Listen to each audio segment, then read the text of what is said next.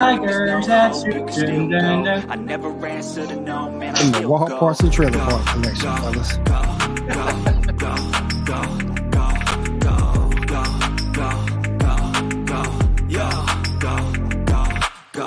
Hustle hard, hustle every single day.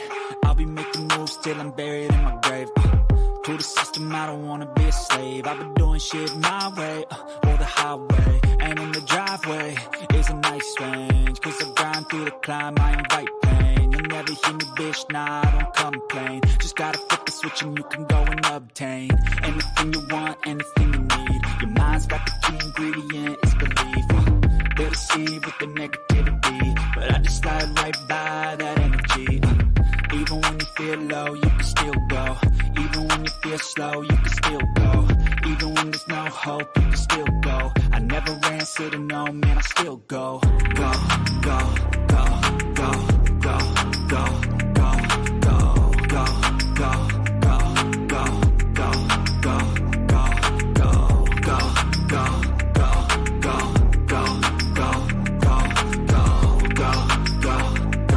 go, go, go, go. You got a mind, but even that could change. You could flip the gray matter like some batter in your brain.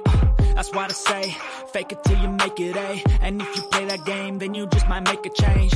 Rearrange all the bad to okay. Take the worst thoughts saying, turn them to a game. Take the best thoughts saying, put them on display. On repeat in your brain till you're feeling no more pain. Never slow yourself down, you can do some more. Push past all the pain and you'll find a door. Open it up and finally explore everything that you thought you could never do before.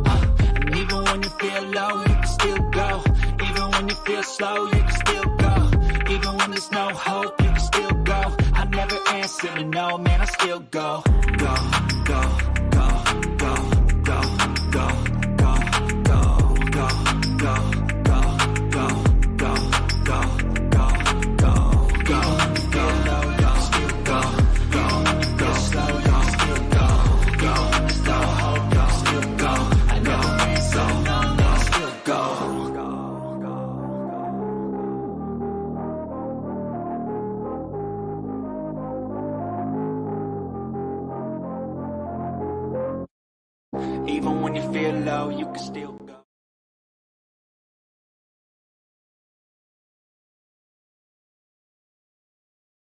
Even when you feel low, you can still go. Even when you feel slow, you can still go. Even when there's no hope, you can still go. I never answer to no, man, I still go. Go, go, go, go, go, go, go, go, go, go, go, go, yeah, go, go, go. Hustle hard, hustle every single day. I'll be making moves till I'm buried in my grave. To the system, I don't wanna be a slave. I've been doing shit my way, or the highway. And in the driveway is a nice range. Cause I grind through the climb, I invite pain. You'll never hear me, bitch, nah, I don't complain. Just gotta flip the switch and you can go and obtain anything you want, anything you need. Your mind's got the key ingredient, it's belief. They'll deceive with the negativity. Hello, everyone, and welcome to another edition of the Sports Report Podcast. I'm one of your hosts, Mr. William D. Morgan. Full disclosure, before we even start with anybody on this panel tonight, it's going to be me for a minute, damn it. If I look like an angry white woman, it's because I have damn reason to look like an angry white woman. First, I had to shave for my new job. That's the most important thing. Don't forget that. Brother don't get paid for this quite yet. I got to go make money outside in this real world. And number two, fuck you, Roman Reigns. Fuck you, fuck you, fuck you. All right, now that I explained everything, let me go ahead and bring everybody on. Josie, what's up?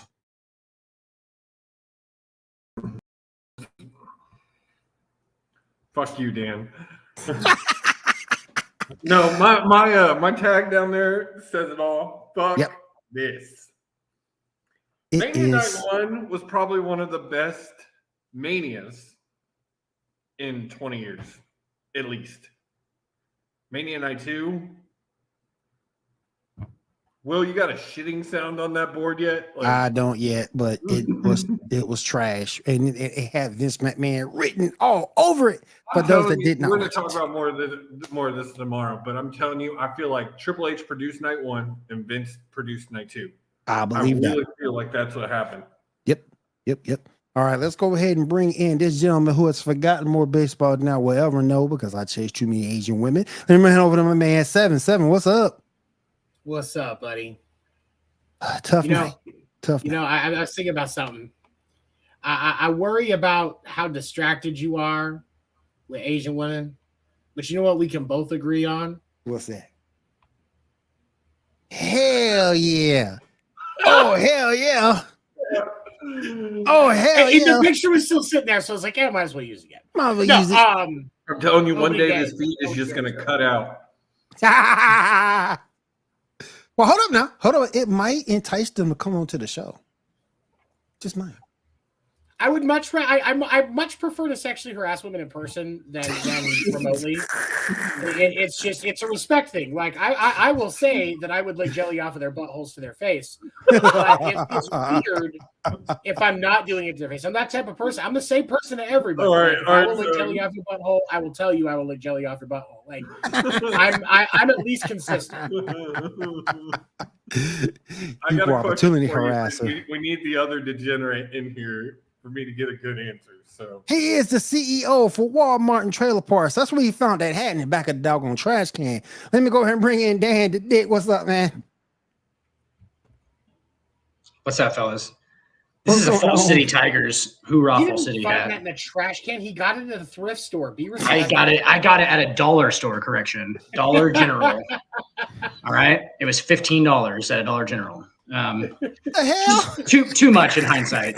It's too much. It is fitted though. That was at a dollar store. The hell, man? Hey, doesn't make any sense. $10 for a fitted hat. Well, you said you look like an angry white woman. You actually look like the guy who did makeup for Robin Williams on Mrs. Doubtfire. You know what I'm talking about? The guy with the raspy voice, the gay dude. Tell me that's not true. Yeah. Oh, you might be right. I'm pissed, though. Girl, we're gonna get this done. Yeah, that's it. Well, I saw it and I was like, yeah. I'm pissed off. I'm pissed off, man. I mean, I had a good day on a job, don't get me wrong, but last night this pissed me off. It just doesn't make sense. We'll get more into that tomorrow at 10 p.m. Sports Report Fight Night. But first, let's go ahead and go into MLB opening day. We're going to have 7 talk all about that 7th in the stretch. Let's go. I want to be the best in the game, invest in my name, check no restraints, I'm obsessed with the pain, I ingest, I retain, assess and I change, possessed by the thought I'll be free one day from society's restraints. All right, 7, what's going on in the world of MLB? Opening day 2023, last Thursday, the MLB returned for its new season with the new rules in full effect, including the pitch clock, the bigger bases, which actually I got the correct size, and I think I said it wrong when I was on the Diamond Report, which will air Thursdays at 12 p.m. Eastern. I said that it was going from 8x8 to 10x10. It's actually 15x15 to 18x18. But not a huge difference on the base size, but we are seeing a lot more activity in the base run and in the stolen bases already this season. Like 50% more just in spring training alone. Plus, we've seen a lot more activity on the bases already in regular season play. Opening day, we did see the first game of the new season. The New York Giants beat the New York Yankees beat the San Francisco Giants. Sorry, weed's really good today. New York Yankees beat the San Francisco Giants. And this game beating was started by Aaron Judge's first at bat. So second in the lineup, Aaron Judge steps up and absolutely clobbers a hit to deep center, 422 feet. Garrett Cole had a great was only the 6th longest for opening day. 6th. Yep. And it was a bomb too. Like it looked like it was a 450-foot home run. Like that's how good it looked coming off of the bat. Did you see John Carlos yesterday? I heard about it. I didn't get to see it, but I heard that it was really good. 485 to the mezzanine. I'm telling you, 485 on a rope. The power is in that man's ass. Yeah. Oh, great ass. Greatest ass in baseball. Greatest ass in baseball. That's what all his power is. It really is. Dan, I saw the roll call. From night one. Yep, where they chant the names. Yeah. And they do him, and he's right there because they were in the outfield. And I'm just like, oh, that's Giancarlo because I recognize that ass. Absolutely. You don't even need the other side of that, man, or the number. He's gluteus maximus strong. He's gluteus maximus strong. Like seriously, that's where he gets his power from. He turns on everything, but he gets fucking ropes, dude. 485. Just fucking beautiful. We have two teams that are still, as of today, undefeated. Surprisingly enough, the Tampa Bay Rays and the Minnesota Twins are both 4-0. And the Rangers are undefeated as well. So all three of the teams that are division leaders, quote unquote, right now in the American League, are undefeated. And then must be opposite day, Tony. It must be opposite day. they get to lead the division for a second. I hear a lot of it makes me sick, but I'm hearing a lot of talk about the Rangers might be a real deal this year. There is potential. There is legitimate potential for the Rangers to be a competitive team this year because they had an offseason that kind of went under the radar, and I think it was more because it was the Rangers than anything else. But they made some good moves. And they had a few good signings, and we're going to be talking about the Rangers a little bit more in depth, not next week, but the week after on the Diamond Report as we break down the AL West and the NL West at that point. Tony, we are doing the West next week, so it'll be this next week that we're gonna run through those divisions. But the Rangers are quietly a really good team, and I don't think that's going to go away anytime soon. So here's why. I mean, you're in your heads. Repeat, bitches. It's not going to happen. It is going to happen. It's been the last 2 years though for the Rangers. That's why I think it says it goes under the radar or whatever. Is that they got Corey Seager last year's offseason, right? So what they did is they've had a good offseason almost in 2 years, and they've kind of just been doing it under the radar. Like they've been paying a bunch of dudes, Marcus Semien, all those guys. Like that roster is actually really good, and they have young players too. But that young dude. What's his? I forget his first name, but the prospect right fielder, Josh Jung. Yep. Josh Jung. Third baseman. He's an infielder. Okay. Yeah, he's third baseman. But I mean, think about this. Your first two in your starting rotation for the Rangers are DeGrom and Nathan Eovaldi. Obviously, those are both very solid pitchers. You've got Ian Kennedy in your bullpen. Your closers are Will Smith and Jose Leclerc. Both very, very good pitchers. Like they're doing very well. You got Marcus Semien, like he mentioned, at second. Josh Jung is, I think, going to be a noisemaker at third base this year. Corey Seager at short. I think with the way that the importance of having a solid shortstop changing this season because of the ban of the shift, having Corey Seager on your roster is a huge benefit. He's above average. On defense, even he's above average on defense, and he's obviously offensively the guy's top 3 shortstop in Major League Baseball. Go ahead, Josie. No, you're good. I'll go after you. What I was going to say is, I mean, you're looking at somebody who, stat wise, is a career. Where is it at? Seager. He's a career 287 hitter. Yeah. 245 last year with the Rangers, but his last 3 seasons with the Dodgers before that were 272, 307, and 306. And hits about 27 to 35 homers. Yep. Yeah, Corey Seager is a legitimate offensive powerhouse, and to have him be so dominant at shortstop is a huge benefit to the Rangers and what they're going to have as far as the infield quality of the quality of their infield defense is concerned.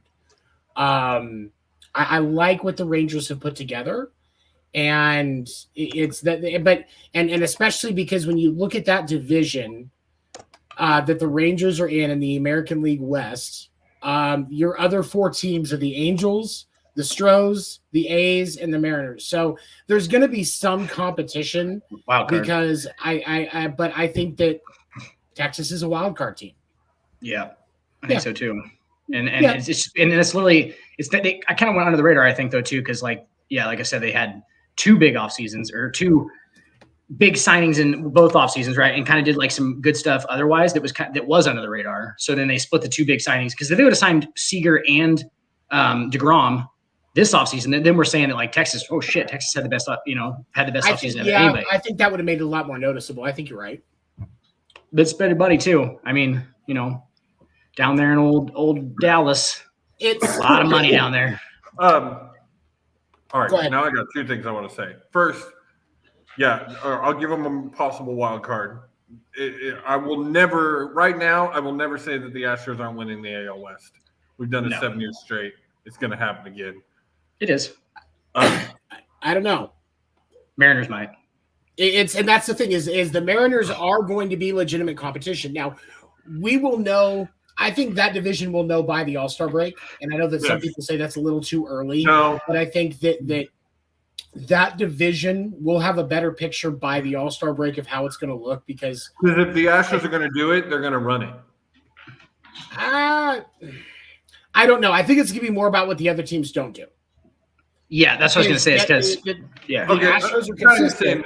I just mean there's going to be a gap. If the Astros. No, I don't know that there will be a gap because the actual push for the Mariners may not come until after the break, but where the Mariners sit and even where the Rangers sit at the break is going to be more of an indicator of what we're going to see. Right now, if I have to pick, yes, I'm picking the Astros to take the division, but I can't write off the Mariners or the Rangers. I think the Mariners have a better shot. Yes.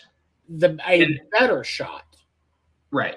But I won't be able to say for certain until the All-Star break on that. Tony, it sort of depends on which one of those teams have an outbreak season, like the Mariners. The Mariners are more likely to do it, but like when they have a breakout season, they're just going to beat Houston in that division, but they're not going to be the better team. You know what I'm saying? Like they're just going to break out, win a bunch of games. They're all going to play hard the whole time, right? Because they're going to be like, hey, we got something to prove right now. Fucking Houston ain't got nothing to prove. They're going to win 90. They're going to win 96 games. And if they get beat by they're gonna let Seattle punch themselves out in the regular season and be like, you guys can fucking have 100-win division, or you guys can have 99 wins in the division. We're gonna get a fucking ship. We're gonna get a fucking ship. That's what we're going for. We're not fucking in this for this divisions. Repeat. Yep. We know Josie's early season prediction. Was it ever a question? I gotta say thank you to your Atlanta Braves on Boston picking up Adam Duvall because fucking God, he is. I said that, Tony. Oh my God, I love that signing. Dude has prolific power. Prolific power. Well, the Braves aren't my team, but that's the area I live. So I don't know. I think he's crying right now. They're big money already injured. Oh, we're talking about your Mets. Talk about your Mets.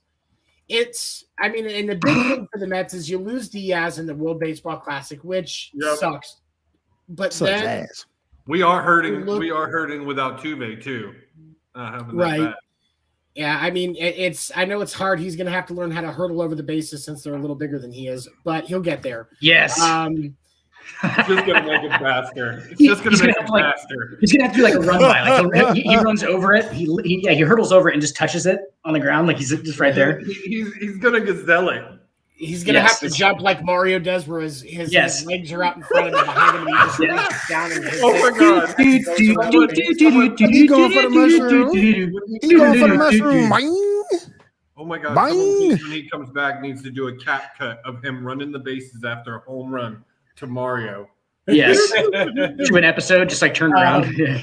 But it's, when you look at the Mets, I think the bigger problem is, and I said this on the Diamond Report, you can't, with losing Diaz, you can't spend a bunch of time without Verlander.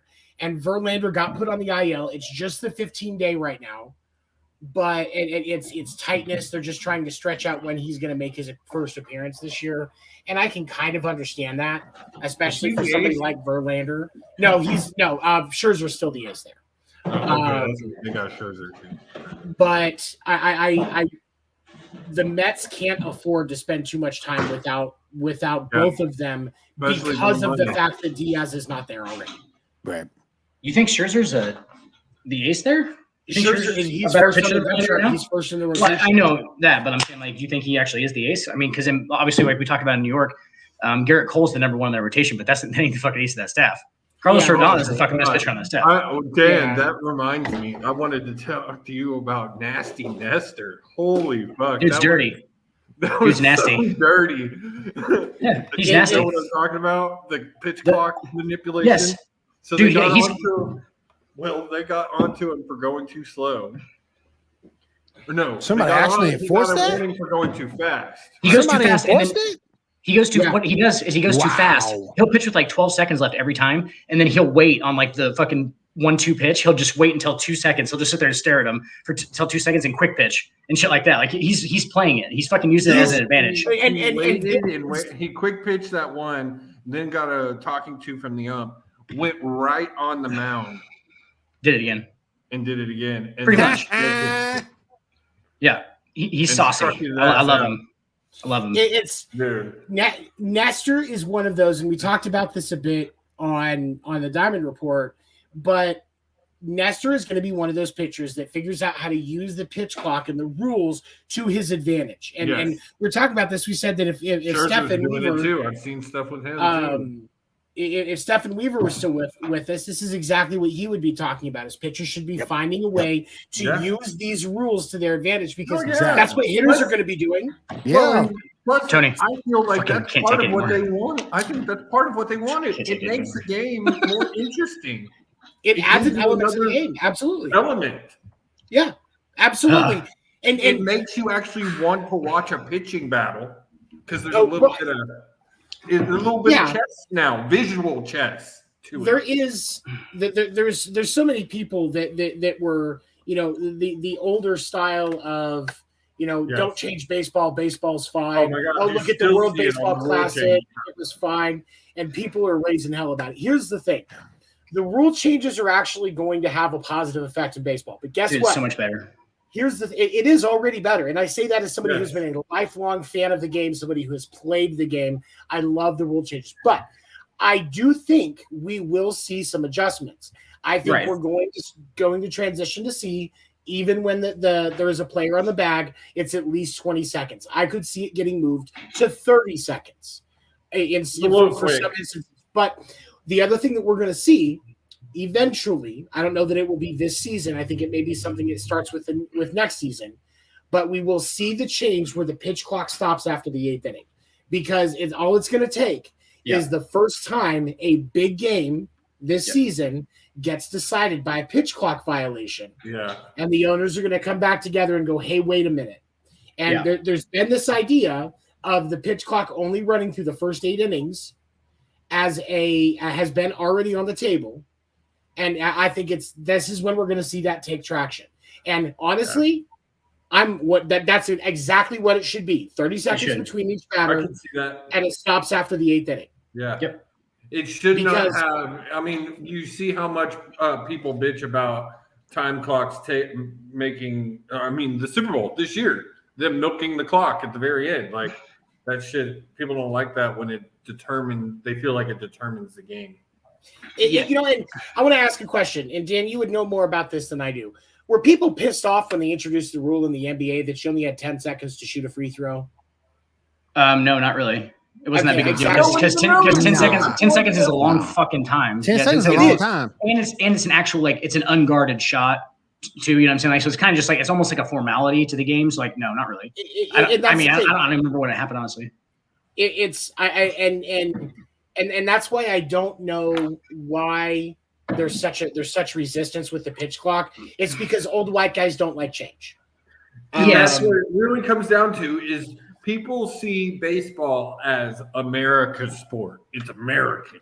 And they just want to keep it exactly how it is, like they are with all this shit, and wanting it to be traditional. And like, the rules are going to be something as small as the bases. They're going to help the game. You're already seeing more steals. Everything changes. Everything evolves, and people have to accept that. Got to, or it's not going to survive. Exactly. And I mean, and that's the thing is, and everybody's like, oh, well, why are we catering to these younger generations that are just going to spend more time looking on their phone?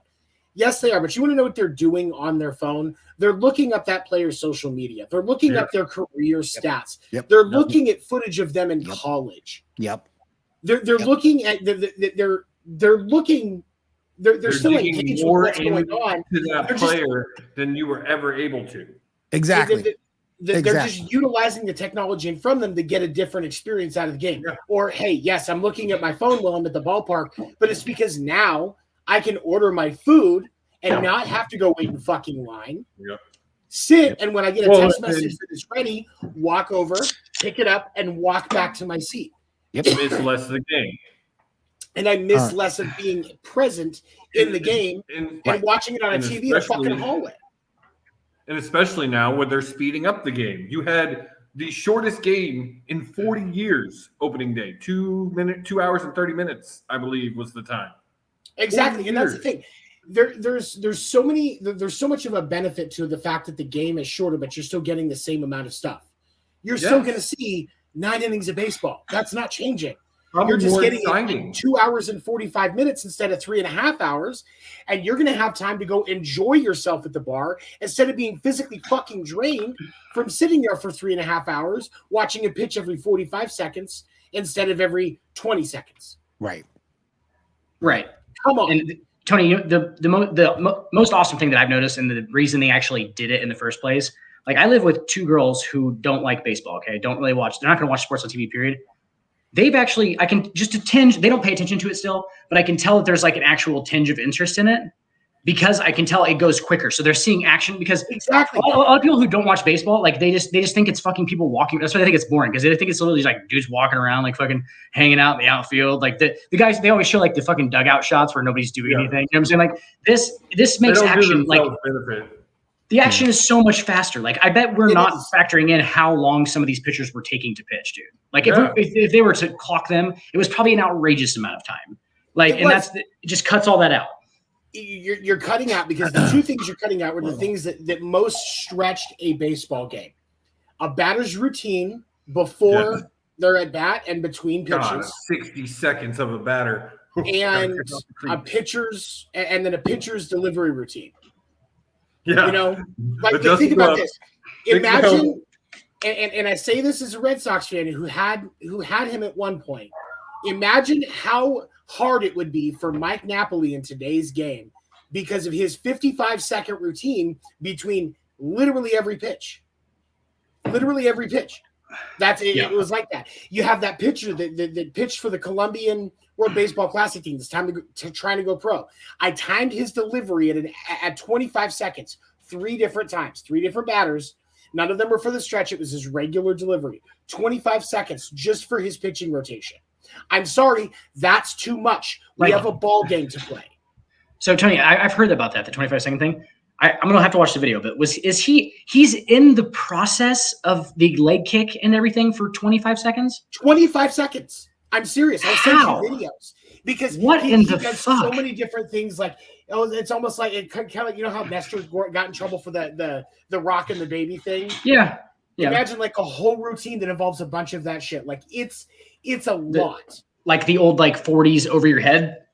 Like he starts out like that, then he gets to the side. He brings it up and down a few times. He rotates again, and it's like he's doing a fucking insane. Like that's not fun for me. And I used to play the goddamn game. I was a catcher. I would be sitting there behind the plate going, "Fucking come on, dude, throw the goddamn ball." That's how I would feel as the catcher if my pitcher had that much longer that routine. I'm not saying the guy can't pitch. The guy can pitch and should get his shot. But he needs to cut his routine down to 5 seconds. There is no reason for something like that, especially with the ban of the shift now. It's gone. Like there's other things that you can do now that some teams have exploited, but it's gone. So there's no point. You're not trying to cover up signs anymore because literally everybody uses PitchCom. That is the norm. Have to, I think, don't you? I don't know that you have to, but it's just it's the standard. Everybody does. They've had time to get used to it. Last year, it was more optional, but I think all the teams are basically requiring it this year because you can't steal signs.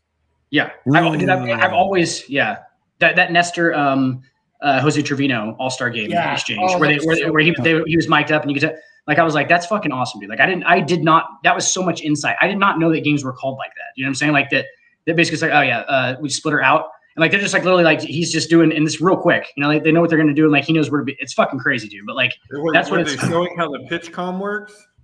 Yeah. And what it was is during the All-Star Game last year, Jose Trevino and Nestor Cortez were mic'd up and they were talking to the announcers while Nestor Cortez was pitching and Trevino was catching. Yeah, dude, you should go watch it. It's very insightful. So they could hear each other, and so they weren't really using the pitch comm. I'm sure Trevino was like calling something so that the batter couldn't hear him. And then Trevino was commenting back because, you know, it was like that. It was close enough. Like, and that's what it was. But like, it was just like, and you could say it was like split her out. Yeah. And it was that quick. And Trevino knew where, like, it wasn't just, he didn't have to say out in, you know, out, up, out, mid, out, anything. It was just out.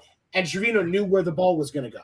Yeah, because they know where that pitch goes and everything with those certain guys and shit. And like they were locked in. They were locked in. They've been doing it for a second.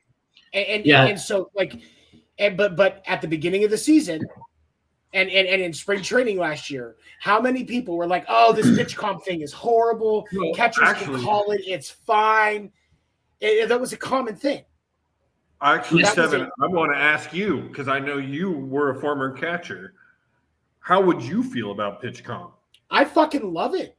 Yeah, I think it's great because, and here's the thing: there are so many unintended benefits of this. Like most pitchers, like if they don't really want to have to utilize glasses because it's a different feeling on their face, and most pitchers can locate without them. Like unless they have really bad vision. Like I have a negative, negative 1 point something. The for my prescription. The glasses see the fingers in the shadow. Right. And so like I could, if I was a pitcher, I'd be able to locate. And so they don't have to realize that now because they're just calling it and they know where they're supposed to go because of the scouting reports on the players and everything like that. They know what they're supposed to do. And now you don't have to worry about the batter looking back and seeing something because that pad is right there and you don't know what batter's not going to know what any of those pitches are for, what any of those buttons are for. Even if it's the catcher, you don't know what pitch is being called on what button. You get to set that individually. Yeah. They're basically like confirming. They're like the catchers are just confirm or deny, right? It's like yes, no question, shit like that a lot too, which makes it because they don't so they don't have to talk. I mean, they're not going to say any, slider. Right. and so it's a natural evolution based on the available technology. And then you also have you have one infielder, which is typically your shortstop, and an outfielder that have the device in their hat as well. And they know the pitch call so that they have an idea of where the ball could go. And you can kind of shift things around. And so pitch comm is absolutely amazing. I think it was definitely a very positive impact to the game. Well, it takes out any issue of like, and I say it, is the Astro scandal. You can't have that anymore with pitch comm unless someone figures out how to hack the system. Right. And before I know we're going to go to the NBA really quick, but I want to say there was the other one of the other things that a couple of other things that we came across. There was a video that went viral. Angels player Anthony Rendon got into an altercation with a fan that was running his mouth, and when Rendon went up and slapped him in the face, Rendon got a 4-game suspension. That's what you get, bro. And I kudos to Rendon for standing up for that because you can boo, but when you're standing there screaming, calling a player a bitch, that's a personal attack. Bro, a personal attack, the guy that's juiced up. You better be a fucking fighter, bro. That guy's Anthony Rendon's not a small dude. Like if you're gonna talk shit like that, you better fucking be ready to throw down. Have Anthony smack you in the fucking face. That's one angry Mexican that I with a great perm. With a great perm. Have you seen that perm? Oh yeah, absolutely. Has a perm, guys. Has a perm. It looks like he has a perm. Like his curls are tighter than mine, but my hair is long. So on the back, it's like a mullet. It's like a mullet. Curly mullet. Yeah, like Will had in 1984. Yeah. Damn. All right, you guys. I did want to really quick. Go ahead. Go ahead, Josie. I just wanted to bring up real quick one last thing on the PitchCom. Have y'all seen these pitchers that are wearing it and the catchers are just getting it? Like there's no real talk. Like the pitchers are wearing it on their hip and just calling their pitches. I saw at least one. I can't. Shohei, yes. Shohei called his entire game. And that's going to happen more and more. And it's nothing against catchers. It's nothing against catchers. No, it's the pitchers having that control. Well, and the language barrier between Max Stassi and Shohei Ohtani. He can't speak to him in English. So any of them really, because I don't even know outside of what Kurt Suzuki is a catcher. I think Kurt Suzuki is American too. He's just like his parents were Asian, so he doesn't speak like a Japanese. You know what I'm saying? Like so. Not many dudes do. I can't think of a catcher in the league right now that is Japanese or Chinese even. And you're going to see that more often, especially with the guys that are your top end. Like Nestor probably not, or Rendon, simply because of the fact that I think that they like the relationship that they have with their catcher, and Trevino is fucking amazing. Yeah. But you get somebody like if you got a pitcher in Oakland that's just unhinged and doing really well, I guarantee you they're calling their own game, because it's no longer Sean Murphy behind the plate there. It's a young guy, and they'd much rather call their own game, because otherwise they're going to be shaking off pitches left and right. Right. The other thing is, I saw, and I want to make sure I get this right, Liam Hendriks has started his last round of chemotherapy. Bro, he's rich. He can get rid of cancer. He has money. It'll go away. They'll be like, oh, he's back in remission. Seen it happen, bro. Seen it happen. Right. But it's, congratulations to him for fighting through that. I doubt we see Liam Hendriks this season. If we do, it won't be till after the break. He'll come back this year. But here's the thing. If anybody gets critical of Liam Hendriks for not coming back this year, if he doesn't, I will personally say enough things to get banned from this site, whatever site you're watching it on. I will find all of the terms of service and I will read them and make sure I don't miss a single one. Sweet. I like it. I will go hard. Hard in the paint. Dude's fighting cancer. He gets to decide when he comes back. Just 100%. Yep. Oh my God. I'm like Shaq. I bang. Hey, Will. The funny part is that in high school, people called Tony a catcher, and now his wife calls him a catcher. So there's that one. She throws one hell of a pitch, though. It's and on that note, I'm calling an audible. And on that note, I'm calling an audible. It's Ryan Dexter's fist that he uses. And on that note, thank you, Seven. Appreciate right that, there. Seven. Appreciate you, Seven. I thought it was crazy that Ryan Dempster had a bigger bald spot than Will. No, the only bigger bald spot that Will's is John Cena's. Yeah. John got the big O. John got the big O. I got the little O. Can I just have the floor for the last of baseball and just say that anybody who is struggling with hair loss as a man, shave that shit off. Stop fucking doing. Stop. Like with the fucking Bosley and the hair plugs. Have you seen LeBron James's hair? It looks fucking terrible. He has billions of dollars. Do you think you're going to be able to do something better? Do you think there's something that LeBron didn't fucking research about that? I will say this. He was like, "Yeah, I have $1 billion to get it done." I will say this though. Your head has to be in that place. Your head has to be shaped perfectly right. And LeBron's might not be shaped right for a ball. Oh, it's not. It's not. Yeah. It's not. It goes flat like a. Again, obviously, respectfully, but Will, you and I both know, spending a lot of time living in the city, plenty of bald brothers with a weird shaped head. Like that's true. That's true. That's true. The way it is. That's true. Nobody gives a fuck. Seriously, nobody cares. When I was married, I was gonna do that shit. I was gonna pull it off. And my now ex-wife said, "Don't do it, Will. Don't do it." What are you talking about? Don't do it because your head ain't shit right. Right. No, it's honestly, it's the best way to go. Stop trying to. You could spray paint it or something. What did that spray paint shit? You literally spray paint your head. Listen, get that nice dark line. If you do, I saw a guy with it tatted. Listen, if you do it, that. Listen, if you do it, you cut down on haircuts. That saves you about $23 a week. You can do it yourself. That saves money. You can do it yourself. 23. Man, you getting haircuts weekly? Jesus. If you want to go down, if you want it perfectly maintained, you have to do it. I tell you. If you want to go down and just hit that John Morant, bro. This barbershop. I know that I'm white, but there are people that really spend money every week. Oh yeah, I know. Every week. I know two guys who go to their barber every week, and they have everything done. Metrosexuality is fine. The whole shebang. I'm not judging. I'm just. I used to go monthly to a place that was a legit barbershop, and there were 20 guys that would come in there every Friday, like clockwork. Yeah, it's a thing. Get freshened up for the weekend. It's still a hub for male gossip as well. Oh, that makes sense because I saw a place down here that was like $30 a month for unlimited haircuts. That's not a bad deal. That's not a bad deal. I mean, that's now not that bad. deal makes sense. Yeah, that's not bad at all.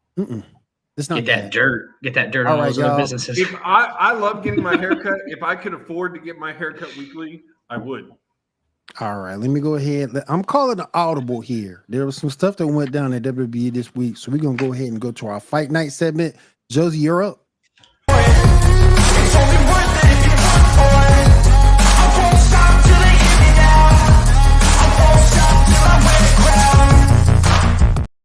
Fuck Roman Reigns. Fuck Roman Reigns. Fuck Roman Reigns. Fuck Roman Reigns. Fuck him. Fuck Roman Reigns. Fuck him. Who's Roman Reigns? I'm just kidding. He's the champion. No, I know that is. I know that is at least. Surpassed 946 days, and he won this weekend, and we're all pissed. Okay, that's what 50. It's going to be 54 more days until he loses. They're actually getting what they want out of you guys, though, as far as like how they marketed that. It makes to me on the story tonight, like they really sunk their heels in. They sunk their heels in. One of the things we all forget, and the one thing that WWE is really good at, is chapters. They chapter out stories. Like they'll give you a 20-chapter book, and when they want to, yeah. Because they don't always do that. Because you've seen matches that happen at Mania with nothing. Triple H is good at that. He's been doing it that in NXT for a while. Triple H is good at that really long chapter story, and he said it in the post scrum like he likes chapters. And they started the next chapter of the Cody Rhodes Roman Reigns saga tonight. It's probably going to go to SummerSlam. I hate it. It sucks. It pisses me off. I'm tired of I'm hoping somehow, some way we still get a split and we finally get a title back on Raw. I don't know if that's really going to happen. But you have to wait that thing out 54 more days to 1,000. Once you hit that 1,000, then it's over. But the big news, we're going to talk all about Mania, both nights. Night one was way better. We're going to talk about Mania week. We had ROH Supercard of Honor. And there was a lot to talk about there. So we're going to talk about all that tomorrow night. What I really want to talk about tonight is the news that leaked yesterday and then was pretty much made official by Vince McMahon and the president of Endeavor today, that they are merging and will become what is the biggest sports-centric company in the world. Worth $24.9 billion. Who are they merging with? And Vince gets like $9 billion of it? He's not the evaluation that they just had on the company is $9 billion. It didn't say his compensation, but it sounds like he's still going to have pretty control. Now this is where I'm not sure how this is going to work. What I'm hoping, he's mentioned he doesn't want to be in the weeds. He can't be in the weeds anymore. and he liked to be in the weeds. What I think that means is he liked to be right there, and he's realized he's not going to be right there. Now, he did say he's still going to have some creative work, but he's going to be, from what I've heard, on the board of the whole company. Yeah. And he's also still in charge. And I also heard he was still in charge of WWE. Doesn't being in the weeds mean take over both to an extent? Yeah. Doesn't being in the weeds mean really busy though? He's being really busy. He likes being in Gorilla and being really busy. Yeah, that's what he's saying. He can't do that anymore. So what I think we're going to get more from Vince is he's going to be in charge of creative, but he's going to be charged more of the broader picture of creative and all of that. And more, I hope to God, Will, that Triple H is still more involved of the day-to-day creativity. And they kind of put that out there today. Triple H did come out at the beginning of Raw and make some comments. So this is a big deal. I'm not sure how I feel about it. The other guys in our chat are like, they're done with WWE. I got to say, this Raw after Mania has not thrilled me. The only surprise has been Matt Riddle. Well, at the end of the day, though, at the end of the day, if the product doesn't change for the better, I don't care. I think it kills it. It kills it. It kills it. The product has to be better. And even though they just said this Mania, Will, was the most social-centric Mania ever. Like, huge numbers, surpassed last year's, which broke records by 46%. 46% surpassed it. So, but let's say SummerSlam bombs. I don't think that's going to happen. The thing is, and I was kind of watching this, Will, I think we're not long before Mania is another Super Bowl. Right. Yeah. I think we're coming to a point where they may try and take it public and take it off pay-per-view and make it put on a major network. Put it on NBC. It's still not going to be. It's not going to be Super Bowl though. I don't know. It won't get that numbers. No, but I think it's a secondary Super Bowl. It's getting to that caliber. You have fans who don't watch wrestling at all that turn into WrestleMania just to see the celebrities that show up. You don't watch Mania though. Performs the national anthem. Like, you have people who tune in just for that, and I think you could tune.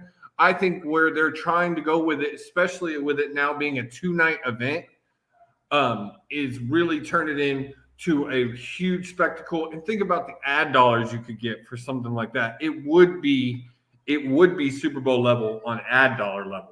And wouldn't it be on like the Oscars level though too, which is a high level, but like watchability, like people who watch it probably don't forget too. And don't forget surpass Oscar numbers. And don't forget too, even though it's a joke, you still have the Hall of Fame in there. Even though it's a joke, people will still watch. People tune in for that just because they see a person like Stacy Keibler, who now is more known in Hollywood than she is in wrestling. And so, and then I mean, Rey Mysterio is synonymous with like that man, a legend. And then his tie to lucha, which is way different than wrestling here in the States. Like, lucha is it's a part of life. We got the LWO back last night. Oh, I thought Conan was gonna come out. It came back at SmackDown on Friday. I thought Conan was gonna come out. Man, I wish. That rolling clothesline back in the day, boy, that was the only thing I liked he did. Didn't he do some kind of it was like some kind of submission where he like held their arm back, like they would be on the ground and like held their arm back like where he was on his knees and like it was like an armbar thing like where he pulled their arm back. Or was that Saturn? Actually, that was the rings of Saturn. That was Paris Saturn. Yeah, okay. That was Paris Saturn. The rings of Saturn. I knew it. Yeah. That rolling clothesline though. Lesnar just turned on. Yeah, that's cool. If you've never seen that move from Conan, go watch it on YouTube. He was in the Wolfpack, right? He was in the Wolfpack, right? Yes. Lesnar just turned on Cody. He did. Yeah, he at the beginning of the match. And I think it was in the Wolfpack then. I think it was. I knew it. Yeah. One of the shitty members. Yep. There wasn't very many shitty members. Hell, Scott Norton was in the NWO. People forget that. Scott Norton was in it. Yeah, Stevie Ray was in it. That was the problem. Eric Bischoff. Eric Bischoff was in the. Oh shit, he was in the regular NWO. That was the problem with the NWO. It took over and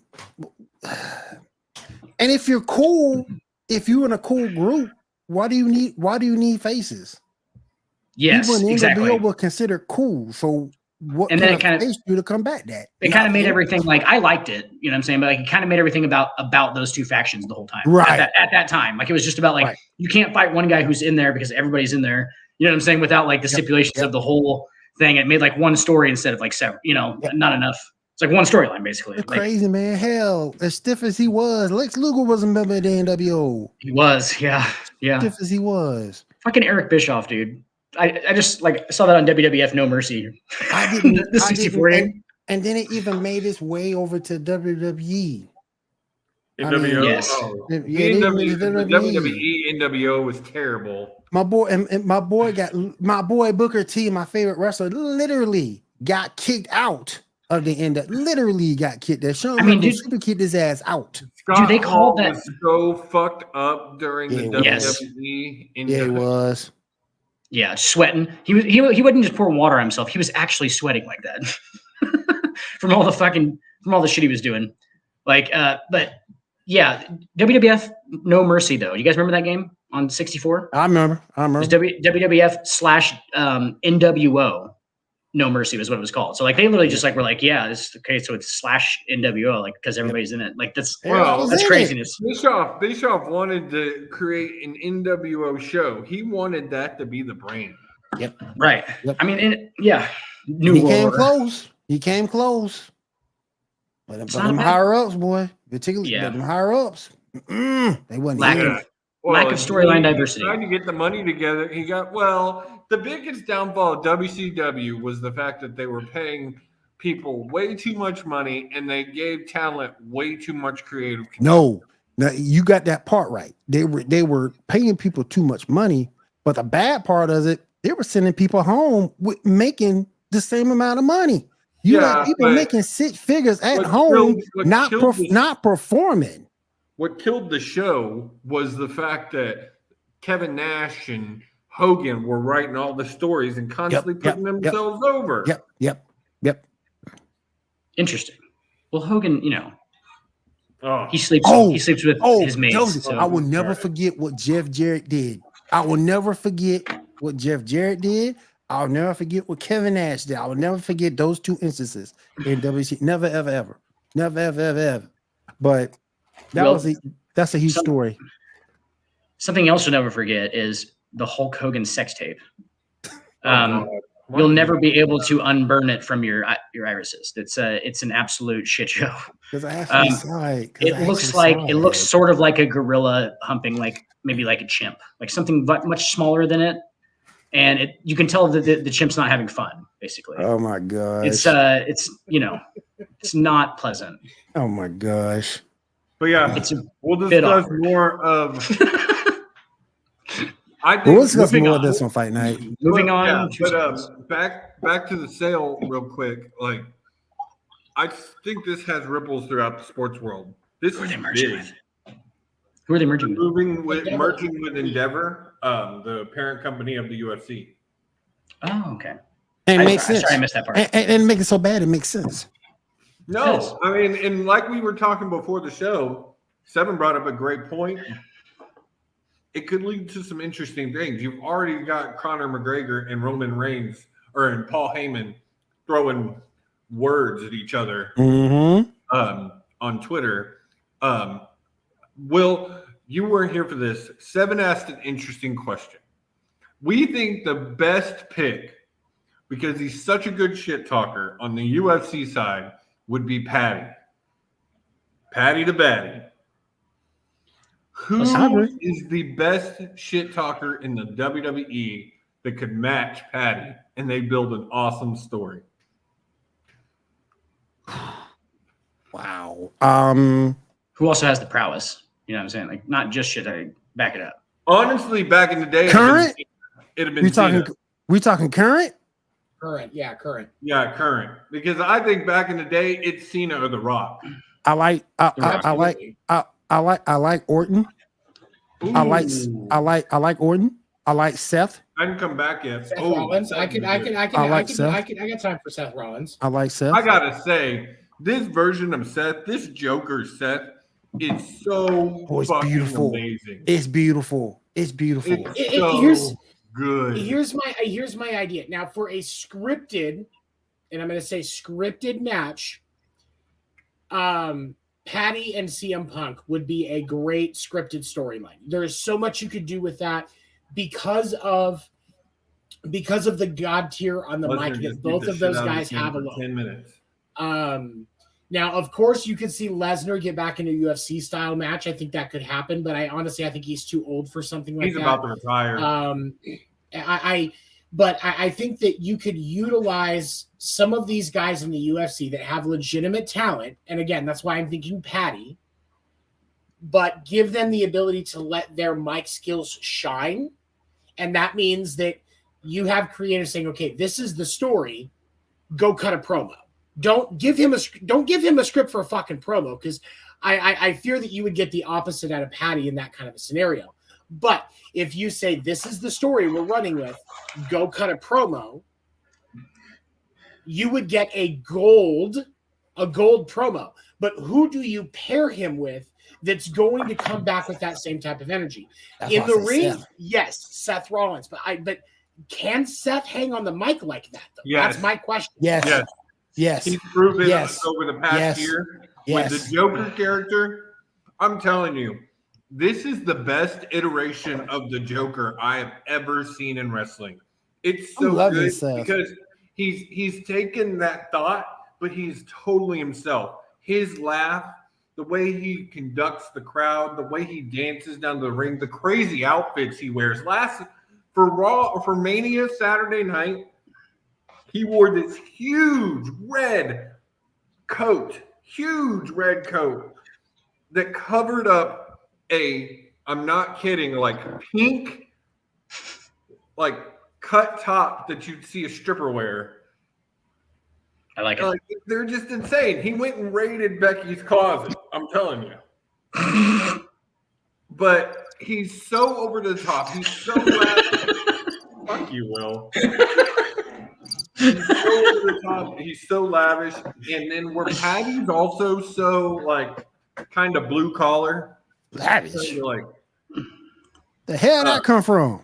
Lavish. Lavish. It's the truth. Where the hell that come from? You know it's luxurious. It's the truth. But anyway, and like where Patty's kind of that blue collar, that working man's fighter. That Pittsburgh Steelers type dude. They'd be great together. That Pittsburgh Steelers type dude that come from the steel mill to bring his lunch pail every day. That's what I had a question too. That's what I'm talking about. What's the question, Dan? So how weird do you think it is that the serious discussion is the WWE, like, so these two guys having a WWE match, like a UFC dude and an actual WWE guy, right? That's having a WWE match, because that happens all the time. They go back and forth. Okay. How interesting do you think it is that all of these dudes are much larger than Patty Pimblett on an actual scale? And then because here's the thing, you can't step into his ring with Seth, if it's Seth, it wouldn't be bad. But if I would say Seth. I mean, if you're gonna have a weight on that fight, Seth would have to cut. But I don't think he would have to cut a little bit, not much, but a little bit. 30 pounds. Now, the problem is not having the fighting prowess. Wait, hold on. I want to look at this but I want to adjust because now if it's Bobby Lashley, oh hell no. Well, Bobby Lashley is 5-0 in Bellator. I know. So how? But that match wouldn't be believable because of that. That's what I'm saying. Like that's kind of my question was. Will was like, how much does the believability have to go? Because like you would think that any UFC, like they ain't gonna fucking put Francis Ngannou up against some dude who fucking is the same weight as him in WWE, and anybody believed that Francis Ngannou is going to fucking annihilate that guy. AEW kind of tried that. AEW kind of tried that last year with Dan Lambert's people out of American Top Team. And it just doesn't work as well. Like one of the girls went out and said she'll never work wrestling again because she hates that fake shit. And it's different. It's not the same. It's different work. But okay, so I do want to say I just looked up a couple of things. Patty his official weight for fighting is around 156. Okay. Yep. Seth Rollins hits according to what I just looked up, according to Wikipedia, Seth Rollins is at 225. So if that's the case, that's a lot of cutting, and that's why I say impossible. Patty have to put on someone. Yeah, Patty's going to have to put on 20 pounds, which he could do, which he could do. But Seth would still, at that point, Seth still has to cut 40 to 50 at least. Yeah, like a lot of body mass, like a lot of muscle mass. That's a lot. So, and I think that's one of the reasons why you put this as a scripted match, so that's not an issue. Because otherwise, I mean, like how many? Because the truth is, let's look at the other side of this. How many truly talented WWE fighters right now could be competitive in an actual MMA match that's not an actual scripted? UFC fight? An actual UFC fight. Yeah, not in movie. Bobby Lashley, Lesnar, and Lesnar. I think is too old. You think so? I think Lesnar's too old. Back in the day, obviously, yes, Lesnar was great in the UFC. Rousey, now possibly. Ronda Rousey could do it. Baszler, Ronda Rousey wasn't a MMA fighter. Yeah, and both of them, her and Baszler, were both MMA. I'm saying like anybody who's just done wrestling. Is there anybody who can even fight? Because Patty Pimble's going to fuck. No, everybody. 225 pounds started put out there. Everybody we just listed has in a real match. But if you're trying to cut it down to size, the only thing you could really do is go get a cruiserweight, and a cruiserweight is still bigger than him because most cruiserweights can run 205 to 210. And that's the thing. And that's the thing and that's where the issue comes into the crossover going the other direction, is because of weight classes being a thing like that. That's, you can't fuck around with that UFC. You can't have a 225 guy fighting a 165 guy. Yes. In a match. It's not going to happen. It's against rules for one. What I could see it leading to, Will, is some version of Raw Underground. It would have to be. It would have to be at that point, or a pure wrestling match. And again, Patty can. That's still Patty could your UFC fighters are still going to have the advantage there. But Patty, every UFC fighter is spending time in Taekwondo and Jiu-Jitsu. But actual fighting. But exactly. Patty could be what Rey Mysterio was back in the day when he beat Kevin Nash. Exactly, but that's the UFC coming over into WWE. Well, I was thinking Mayweather versus Big Show. Yeah, that too. Yeah, that too. That was sort of where my question was rooted from, and I'm sure I'm like you guys are getting it in your own ways for sure. It's exactly what I'm talking about. Like, how much is that affecting? Like, obviously, how you skip, how believable it is to the crowd. Do you know what I'm saying? Like, because these guys, I think a lot of the crowd knows that the UFC guys are going to be it's better regardless. It could only, and they've done it a few times. They've had what is his name? Fury. I mean, Blackman, as much as I couldn't stand Blackman, he did okay. Shamrock Shamrock was okay. I mean, so, you really want to look at it. The first UFC champ ever was a dual champ, and that was Dan the Beast Severn. Dan the Beast Severn. Mm-hmm. He was a UFC champion and a WWE champion at the same time. Mm-hmm. Dan Bilzerian? Dan the Beast Severn. But come on, man. But here's the thing, though, and I think that while there's been a lot of discussion around what's going to happen with this merger, if you will, the truth of the matter is yes, they are both combat sports brands, but one of them is they are very different. They are very different animals. Yes. The products are not going to overlap that much. It's just it's because it can't reasonably happen. But at the same point, though, the winners would be the fans, because a lot of people who follow UFC also follow pro wrestling. Yeah. So that's who would really be the winners. Well, what are they truly going to get out of that, though? Because what all UFC's past PPV matches and WWE's catalog of everything that they've got on one app, like that is that. Can you imagine that? Can you imagine that? I can see it, but outside of that, how can you imagine how much that app will cost from this? Like, right. Like that's a $25 a month subscription at least. Easy. But really, what are the fans going to get out of this? That's because I don't see. Well, I'm just saying from the fact of current events on both sides of the house. I mean, there'd be nowhere you would have to go. I think more of the umbrella we are going to see them form under, and from what I'm hearing being spoken, is this: they're both under that sports entertainment umbrella. And that's what the company is really going to focus on is sports entertainment. And I will say this though. I will say this too. I'm glad everything is being kept here in the USA. I don't know if this is much better than the Saudi. But if it was the other way around from the Saudi deal, you were going to lose a lot of people.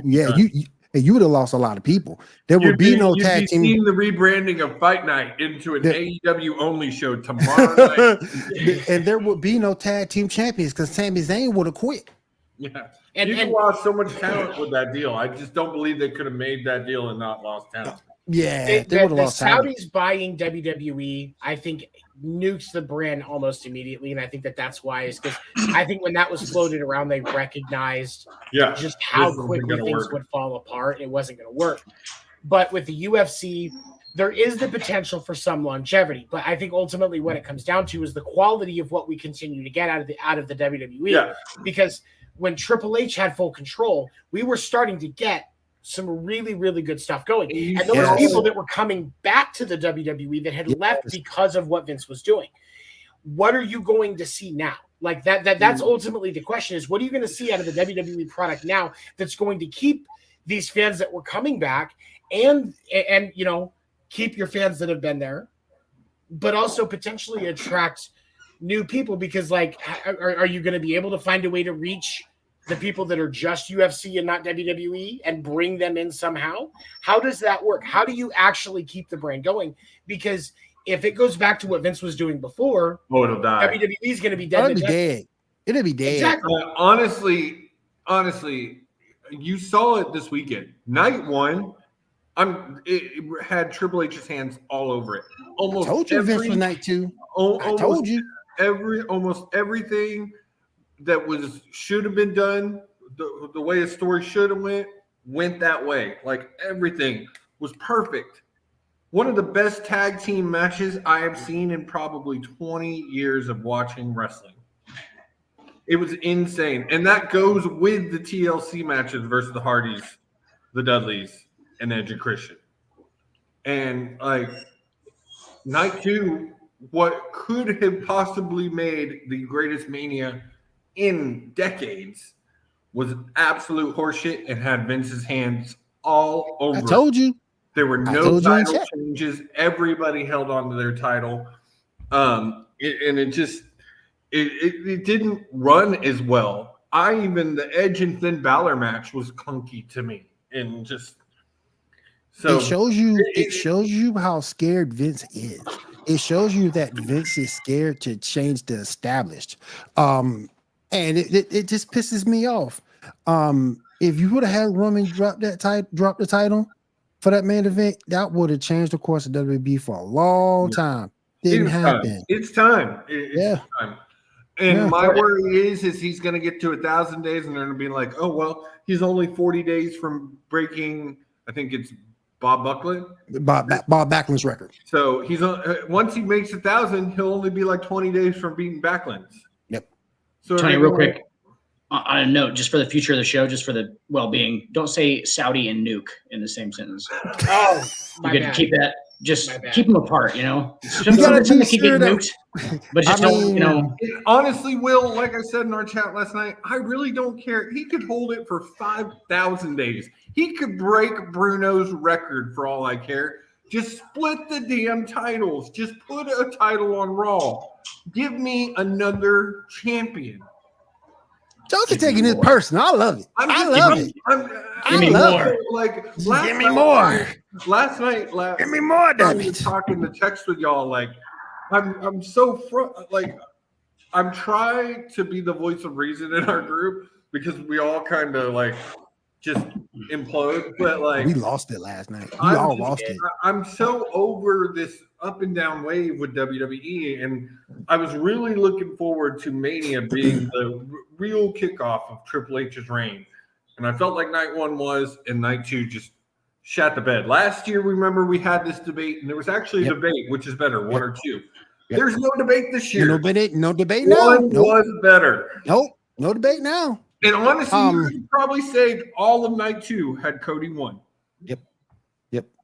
There's YouTube videos of fans getting upset that Roman won. Yeah. And getting hella views on those videos. You could say Roman Reigns again. Roman Reigns. TikTok person was live last night. PHUCK. But Roman Reigns. He does. Is it spelled Reigns like RAINS? Yes. EI. Oh, it's EI then. EIG. Oh, EI without the G. Because Reign is REIGN. I think he's got the G in it. Okay, so like the G's in it. You guys didn't see that coming? That's his name. He was gonna be there forever. It's a ring. It's just like I was saying before the show, or I think I was telling a friend this, like this type of run hasn't been done this in reign 34 years. You ain't seen this. You ain't seen a reign. You ain't seen a reign like this, Joseph, since Hogan. Yeah, I think you haven't seen a reign like this since Hogan. What's reign like this since Katrina. This is the most recent, and he will now because they are going to definitely give him his 1,000. He will be number 5 all time for longest WWE champion, and it's just, like a lot of it's COVID, but we're out of COVID. It's done. He has defended the same reign for 3 years at Mania. It's done. Let's move on. Raining like Jumanji up in here. And the other thing is like, how believable is Cody gonna stay as a successor for how long? Like, and then who's next if not Cody? Seth. I mean, I'd be okay with that. Like I said, Seth freaking Rollins. If you don't do Joseph, if you don't do Seth, it's got to be Randy. Randy, I don't think's got. And I don't think it's going to be Randy because you can't trust it. I don't think it's going to be Randy because you can't trust his back. Back fusion is no joke. It's not just the back. I just think Randy's too old for another run. It's like putting the title on Cena or someone like that. Okay, so second after Seth. I mean, I'd be okay. Seth has not held main championship gold in WWE for far too long. And I was actually thinking about this tonight, Will. Seth is over. And usually Seth is so over, he's the type of person we would usually say does not need a title. Over like Rover. Not gonna say he doesn't. He does not need a title. There's no need. Nope. Over like Rover. Would be a great to elevate the title even more coming off of Roman. Over like Rover. Hey, I'll say another name, and you might disagree. Gunther. For one of the titles, not the undisputed. Yeah. Yes. You have to split it. Yeah. Gunther.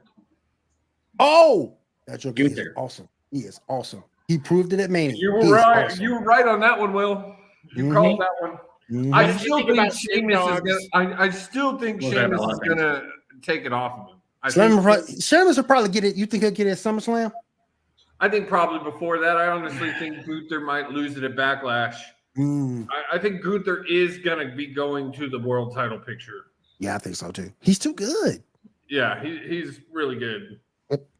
We're going to talk about all this and a lot more. Be prepared. We're going to have an early start time tomorrow. We're starting at least 8:30 Central, 9:30 Eastern, because we got a lot of shit to talk about. Will. Oh, yeah, we do. You kind of look like a very young and spry Uncle Fester. Just very young and spry. Like very youthful. I never have anything to say during NBA. Well, I mean, your Rockets ain't Uncle got a Fester horse. They ain't got a shoe in the race. Your Rockets ain't got a horse in the race. They're going to get the number 1 pick, hopefully. That's about the only thing. Well, hey, man, you got Michael Porter Jr. and Jalen Green. But hey, I like Jalen Green. He's awesome. I like Jalen Green. It's exciting. He's not a great. He's a good player. Yeah, he's a good player. He's really exciting. Fun to watch. Doesn't make him win games. Dan, you and me have talked about it on the hardwood, and honestly, the big thing is we need a vet. We need a strong vet to come in there and put this young team. But what you're going to do is you're going to get guys becoming vets while you're losing. And then might get Harden. Hopefully it comes together correctly. You want Honey Bun Harden back? You don't. No, want Honey Bun I don't want You him don't want back. Honey Bun I Harden said back. we might get him back. You don't want him back. Nah, He This doesn't is have my to. only He's hope gonna for, finish in for championship rings right now, guys. This He is the only finished in hope Philly. for championship rings. He's finishing in Philly. At some All point, right. yeah, go ahead, NBA. We'll talk about it. All right, let's go ahead and move into the hardwood. Let's go.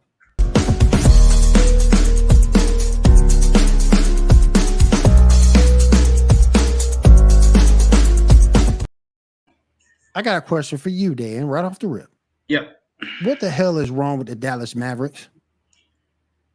Kyrie, you really need an answer to that, or you not already look at their roster and he wears number 2? I mean, He wears number 2.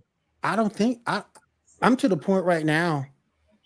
I don't blame Kyrie. I blame the fact they don't play no defense. They don't, and Kyrie doesn't either. So Kyrie's just basically like they just opted for more offense is all it was. Like it was just like, okay, we're gonna outshoot people. We're gonna go up and down the floor. We're gonna play shootouts. It's not a bad strategy. It doesn't usually work to win championships. You have to have, yeah. I think here's the thing. There are going to be some people that don't like this take, but I've seen it and I happen to agree with it. Honestly, I think the problem with that in Dallas with Kyrie and Luka is they're too fucking similar. They're not though. Gameplay wise, I mean, gameplay wise, they're not. But I'm talking personality wise. Yes, I'm sure Luka's not as much of a conspiracy theorist as Kyrie is, but I don't think he thinks there are too many. There are too many commonalities between their personalities that I think that's where the issue is. I'm not doubting the ability of either player, but I'm just saying I think there's certain things about them that are too much alike as far as their attitude is concerned.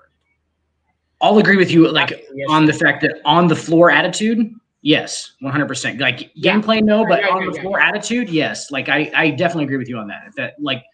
That's a thing. They're both kind of like apathetic. You know what I'm saying? Like they both don't play defense. They don't play defense because they're like, all right, we'll just outshoot them. Like, and I think that's how they've won in the past, or that's how they've won for themselves in the past, right? And I don't know if it's actually translating to a team type of deal or not, because they know that you can't just do that. Like you have to play playoff defense. Like, you know, you got to play defense. Actually, you can't just be like, it's not going to be 135, 130 every game. It never happens in the playoffs. It's always lower scoring. They're not playing defense. If you do manage to stop somebody, they're not getting the rebounds. The other team getting a rebound and scoring. I mean, then the last 10, they're 3-7, and they lost their last 3. It's just, and some of it, I blame Mark Cuban because you were winning with Jalen Brunson, and he was your homegrown. And then for some reason, you didn't want to pay him. So now he goes over to the Knicks and balls out. You get Kyrie, and you lost your last 3-7 of your last 10. I mean, some of that's got to go on Mark Cuban. Go ahead, Dan. It does go on Mark Cuban, but the thing is, like, I think Mark Cuban is a great owner in the NBA. I don't think Mark Cuban knows basketball. No, as much as he always needs like the Rick Carlisle guys. He always needs like, and Jason Kidd. I don't, from what I see, is not a roster like GM type of coach. Okay. So like he's on the floor. He knows sets. He knows fucking the actual game. Like he knows gameplay. He knows like when to call timeouts. He knows things like that. Like, but as far as roster assembly, Jason Kidd has no fucking idea what he's doing. Cause like, he really doesn't like, and he doesn't know how to get guys. He doesn't know why they get paid this much, blah, blah, blah. Like he's not a GM per se. And like, so Cuban is taking a lot of that right now. I think Cuban's taking a lot of that responsibility, especially with Rick Carlisle was there for a couple of years as a consultant or whatever in the middle of that. Right. And then they were doing very well with their roster moves. Obviously, they drafted Luka. You know what I'm saying? So, nailed it. Nailed that one. Got that fucking number 77 from Slovenia on the cheap. Turned him into a pretty good fucking player. But, you know what I'm saying? Like, but I don't think that Jason Kidd's that guy. And I think that Cuban's doing a lot of it by himself. Dude, he creates websites, bro. He doesn't run basketball. He's a fan. He's a fan. Right. He's a businessman. He doesn't know what the fuck he's doing. He needs somebody in between that's doing a better job because, letting Jalen Brunson go, he's short. I get it. I'd let him go too if I was a GM, but I'd be a bad GM. Terrible. Fucking terrible. But like, he let him go because he's short. He's productive though, and it actually works. You know what I'm saying? Like that's the Moneyball stuff. People think they're weird. Yep. They're not good players because they're weird. And like Jalen Brunson's fucking short. Here's the thing. He produces them. And I'm Jalen Brunson is doing great with the Knicks. Don't get me wrong. I'm not going to take anything away from that. But my question is, would he have been as successful in Dallas? Because, chemistry and obviously, scheme and all of that come into play, and the play style of the Knicks versus the Mavericks. Would Jalen Brunson have been as successful in Dallas as he has been? I don't think that he would be the focal point in Dallas as he is in New York. He wouldn't be. But he wouldn't in New York. The spotlight's going to be more on him because there's no Luka there. You got Julius Randle, but he's no Luka. He's their Dame Lillard. He is New York's Dame Lillard. Okay, so he is their one option. Like when they have McCollum, he's Dame Lillard when Portland had McCollum, because still solid 2 option in Julius Randle in New York, but the focal point of that offense is Jalen Brunson, and that's why he gets the extra points. I mean, he had 48 the other night. Like the dude is good, bro. He just because he's 5'10", don't mean that dude cannot play professional basketball. Like he's an above average. He's got some ups. And this is a former playoff, and there's a former playoff team that knocked off the Suns, and I just think you should have left that team alone. You had 3-and-D guys on that roster, had Brunson on that roster. You should have left it alone.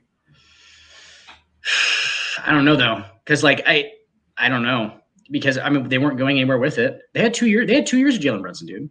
That's true. You know what I'm saying? Yeah. A good player on a bad roster is not as good of a player as they will be on a roster with proper support. And that's my thing is I think that one of the things that's benefiting Jalen Brunson is that he doesn't have to deal with Luka as the front piece. Jalen Brunson plays better as the one. Probably. I agree. And because he brings the ball forward.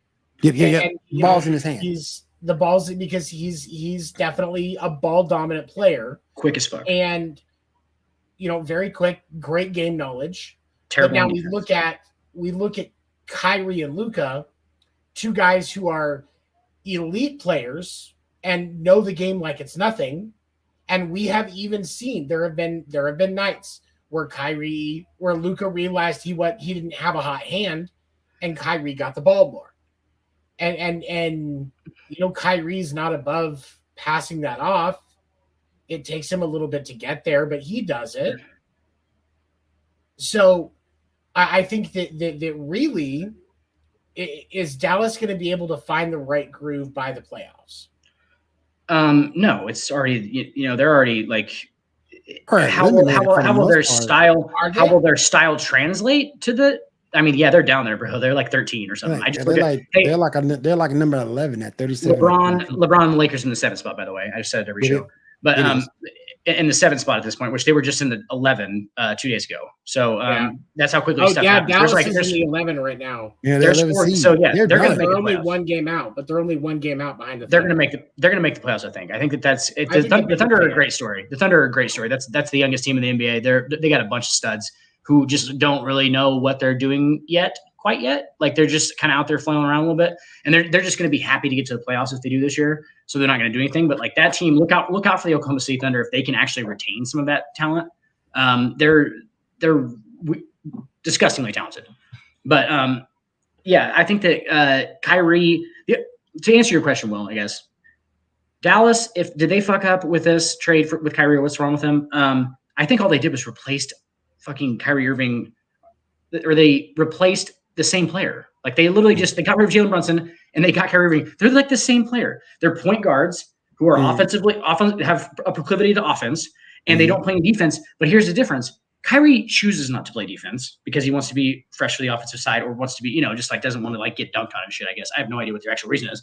But Jalen Brunson doesn't choose not to play defense. Jalen Brunson shows a lot of effort. He's just 5'10". He's just 5'10". Yep. So he's going to get fucking cooked a lot. But I want the guy who has the same, if they're equally offensively, we'll just disregard that. They're equally offensively, okay, for this. You want the guy who just tries on defense and is too small to play defense, rather than the dude who is big enough to play defense who doesn't try. Right. That's what you want. Right. Because at least trying can have an impact. Not trying. It does.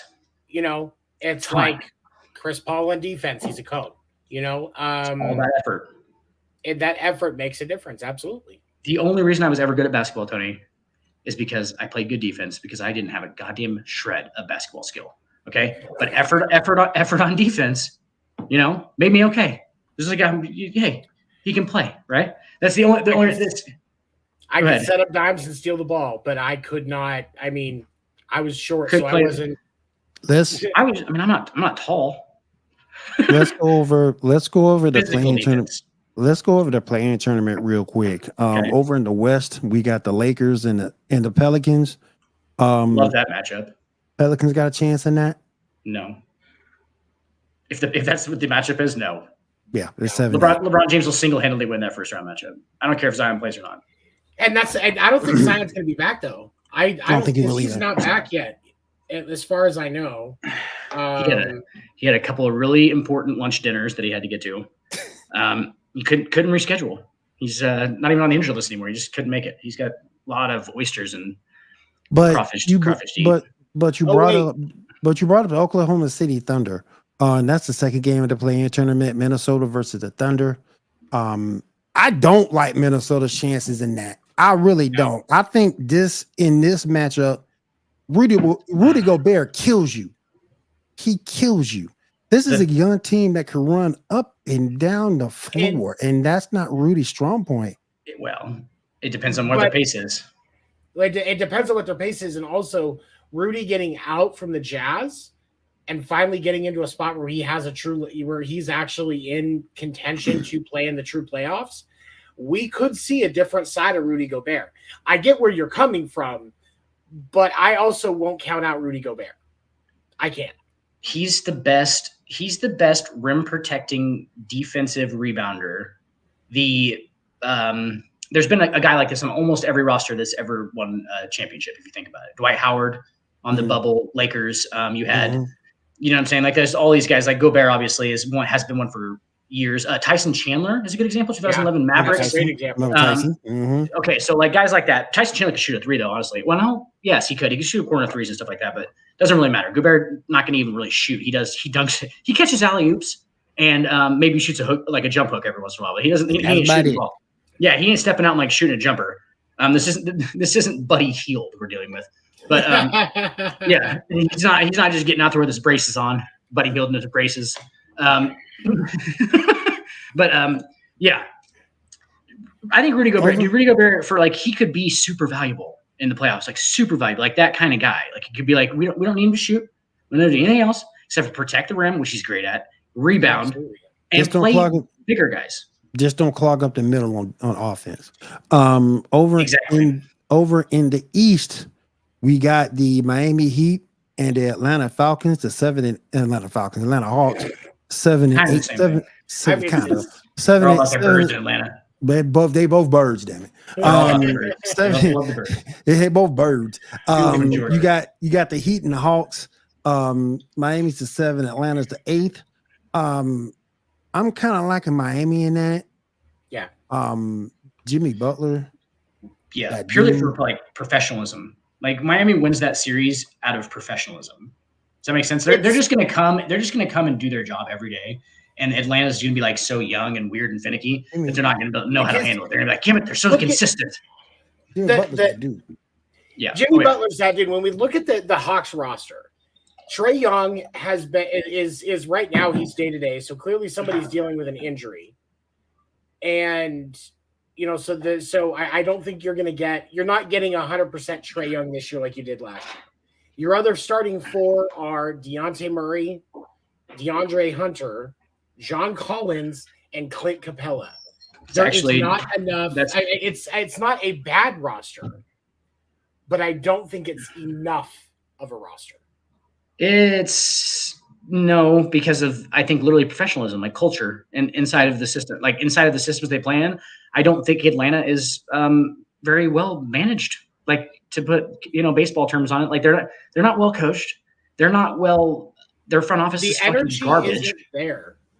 Yeah, it's just like nobody thinks that the Hawks are going to win. It's like it trickles down. It trickles down to the players on the court because they just if nobody believes in you. I think you can clearly tell with a lot of franchises that it like trickles down to the Washington Senators. and the Washington Redskins of former. Same type of deal. Like it just kind of trickles down into them not having any confidence to win. And like when they get down, they just quit because that's, you know what I'm saying? Like, so there's no fight back really. And Trae Young's not the guy that's going to give that to you, by the way. Like that's not his style. No. He's not an on-floor. Yeah, he's not like an on-floor. He's like a general out there, like, like getting everybody pumped up. You know, he's no Jerry West. Let's just say that. So he's going to shoot 30-foot threes, and he's going to get fouled a lot in the lane and almost break. Somebody will almost break him in every game. So John Collins, I love. I like John Collins, yeah. DeJounte Murray is a really good point guard. Really good point guard. So, and then DeAndre Hunter's a defensive guy. He's a 3-and-D guy. Yep. So that offense is not that bad. And I like Clint Capella. Clint Capella rebounds the fuck out of the basketball. Yeah. I think a very top-tier center in the game right now. And again, I'm not, and like I said, I'm not saying it's a bad roster. It's honestly, it's not a bad roster, especially when you think about those names. If you have Trae Young at 100% on that roster, then I could hear an argument. I could start to hear an argument on them being able to get past Miami. Yeah. But still, for me, I don't think there's enough on that roster to put them over the hump of getting out of the play. I would agree with you, and particularly because Tyler Hero is playing like a baller right now. Tyler Hero is a legitimate second option on that team. Like he's a legitimate one. Dogs. No one in dogs. Bam Adebayo, dog. Yep. Bam Adebayo is a dog. Yep. And then Jimmy Butler is a fucking double dog. All right. That guy was like, he might as well just be a pit bull. Yep. Like that'd be awesome if you played basketball. And they're well coached. They're well coached because your starting five right now in Miami: Gabe Vincent, Tyler Hero, Jimmy Butler, Kevin Love, which I think doesn't get enough recognition. That's a great pickup too. That's a great pickup too. Great pickup. And then you've got Bam Adebayo in center. Like that is a solid. That is a making a conference finals run roster. That roster works better than Atlanta's starting five. That works better as an actual basketball team than Atlanta's starting five. Is there more talent in that starting five? It's debatable. Does it work as a better unit? Yes, 100%. Plus, you have up top, like we were talking about with the management and shit. Like Atlanta, who even knows what's going on there? And then, but in Miami, you have Spoelstra, who conspiracy theorists are talking about being the best fucking coach of all time, which I think is fucking hilarious. Like he's not actually, a bad coach, though. Dude, X's and O's wise, that guy's a fucking freak, dude. I think that's really what they try and get at all the time. They're like, this guy basketball mind wise is like on a whole different, like, dude. What's his name? Why can't I think of his fucking name right now? The guy, the higher up, the fucking he's like the AGM. He's like the god of the fucking Heat. Will, I think you're muted. Will, you know this? It's fine. You're good. You're good. God damn, I can't think of his fucking name. Do you know what I'm talking about? Or Seven? Yeah, I know who you're talking about. I can't remember his name. I'm trying to see if I can look it up. Play for the Lakers. Coached the Lakers in the 70s. Coached Magic and those guys. And now he's just like the fucking patriarch. Who? No.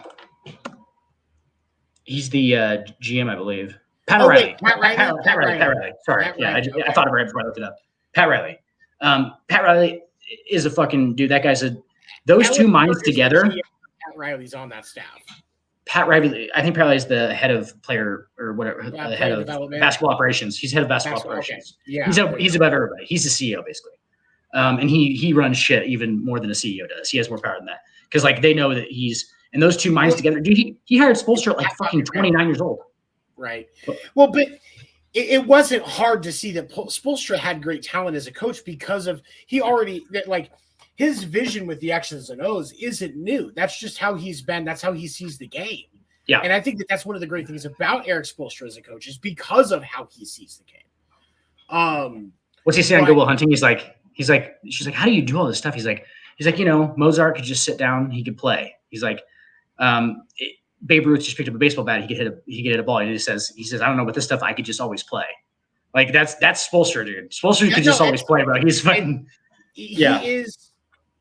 He really is. I think that in in 30, 40 years' time, he's going to be seen as this generation's Pat Riley, because I think his trajectory is only going to go up because of how he sees things.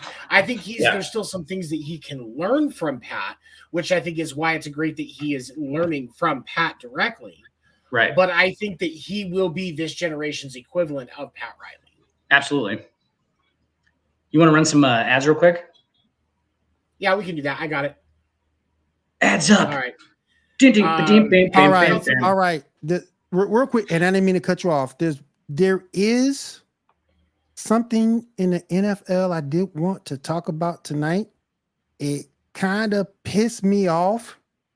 So let's go ahead. We'll come back to Dan as soon as he gets back. I don't know where he went, but let's go ahead and get into the huddle. Okay. Ad break, and then we'll do huddle. Okay.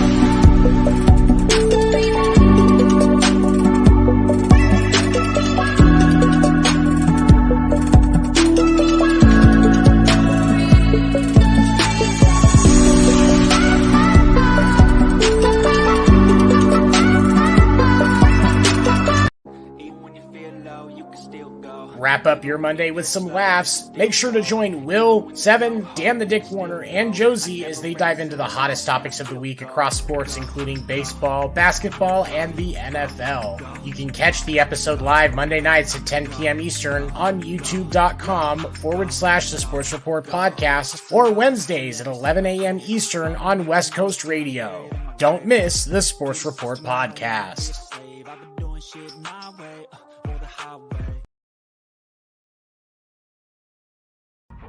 Don't miss Fight Night. Every Tuesday night, Will Morgan and Josie Haney break down the hottest topics of the week across combat sports, including UFC, boxing, WWE, AEW, and more. Past episodes are available on youtube.com/The Sports Report Podcast, and each episode will air again Thursday morning at 11 a.m. Eastern on West Coast Radio. Don't miss Fight Night. Tune in or tap out.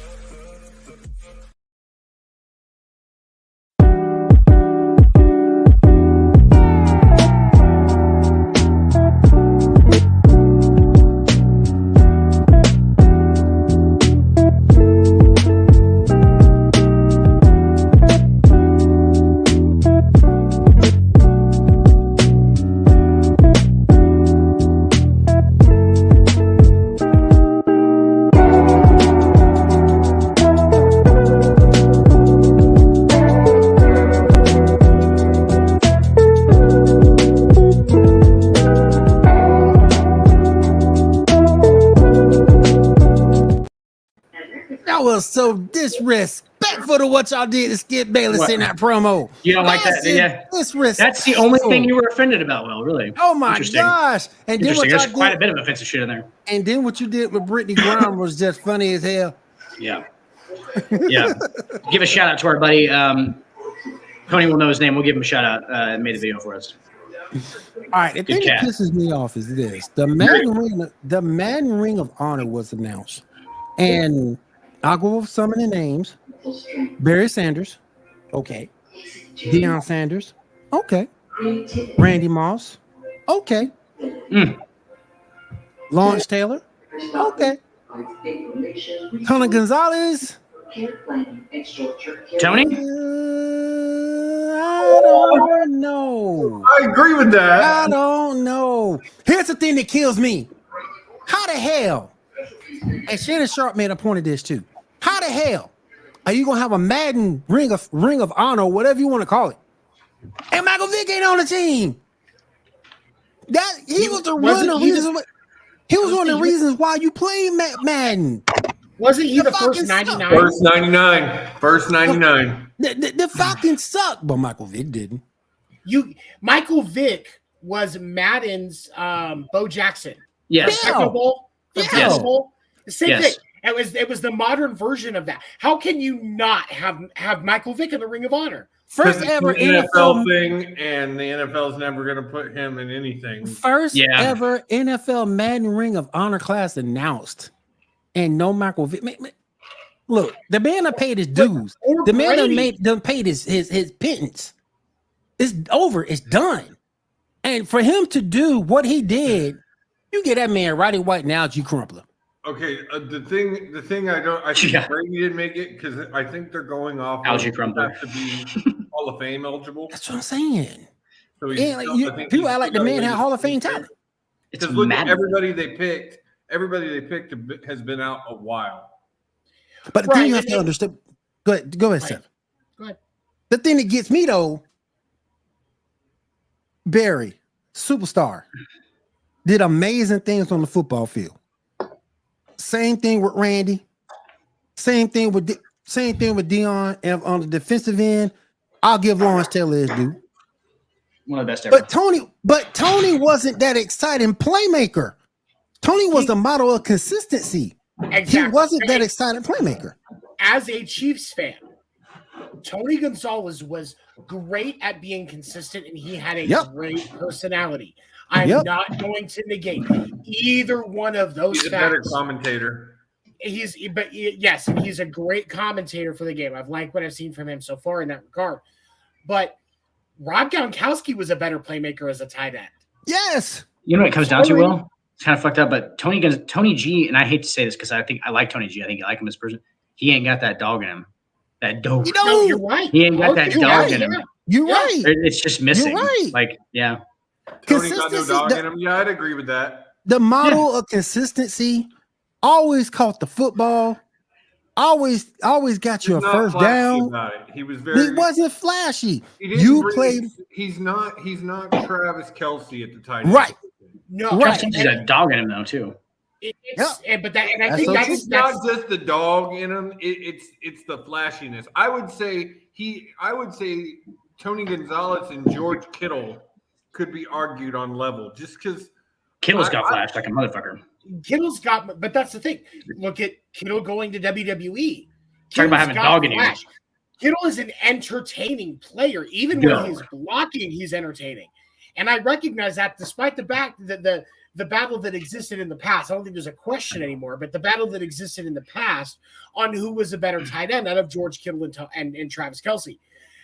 George Kittle is legit. Don't get me wrong. But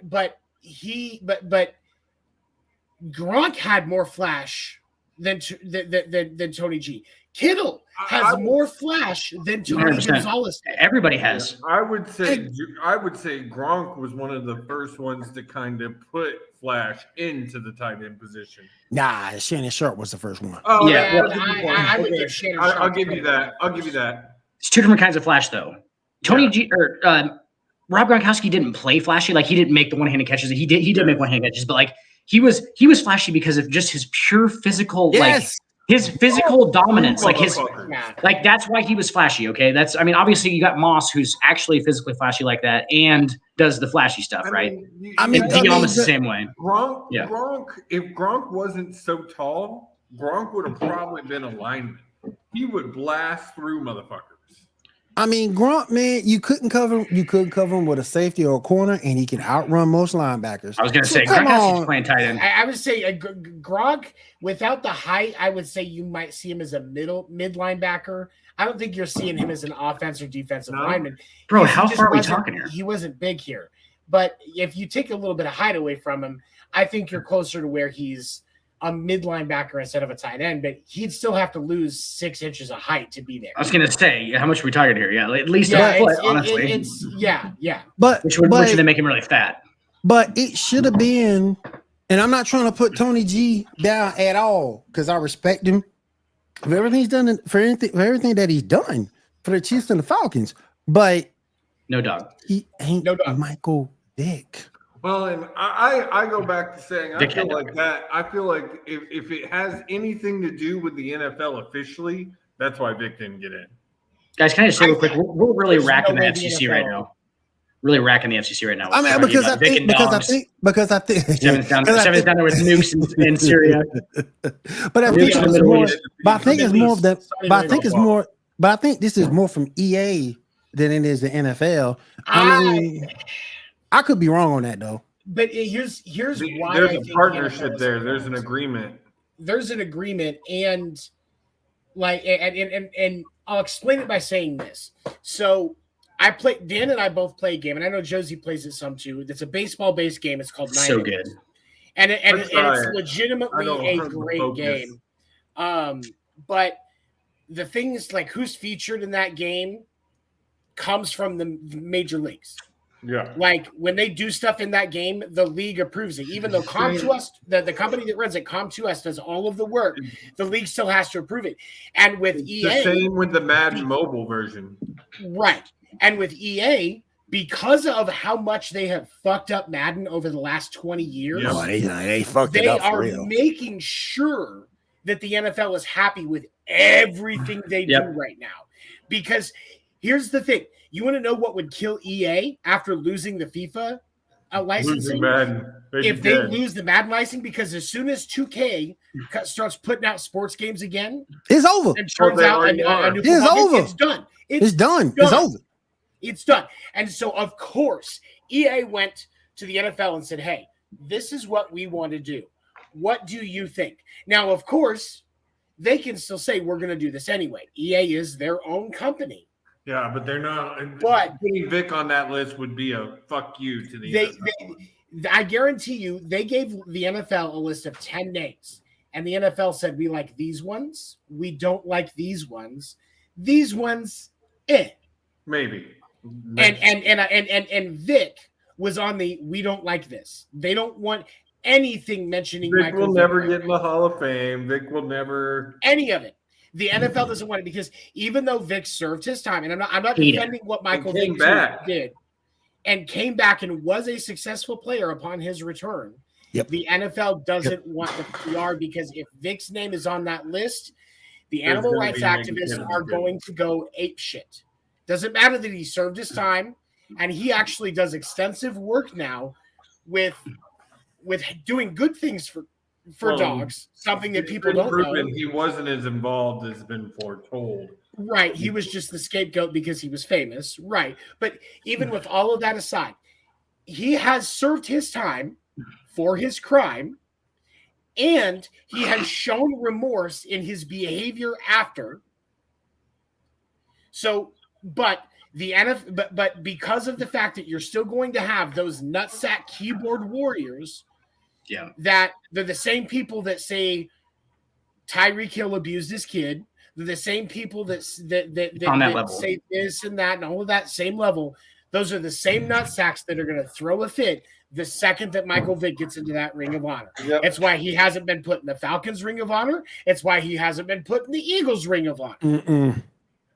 Both of those teams owe him respect, but they can't publicly do a goddamn thing because of the animal rights activists that will fucking virtue signal their asses off at the mention of his name. You're right. That leads to next Thursday on After Dark. Listen to Dan defend Michael Vick's actions against animal rights. Defend all of which reminds me, Michael Vick's actions. I just think that I don't know, man, because at some point you have to live and let live. But with the way cancel culture works nowadays, that's no longer a fair statement. Yes, especially with EA hanging on by a thread. Yeah. That's basically the overall story is like EA is like a fucking musical artist with the one hit, like the one hit wonder. Like that's what they're holding on to and making all, it's all they got left. Anytime the NFL is mentioned, EA's butt cheeks pucker considerably. Yeah. And that's you're right. They lose them, they're done. They are done. Because and you're still going to see certain things like EA recovered some of the stuff with their Star Wars brand, like what Respawn did with Jedi with those two games. We'll see how this game that's about to come out does. That's really going to be the telltale on their Star Wars.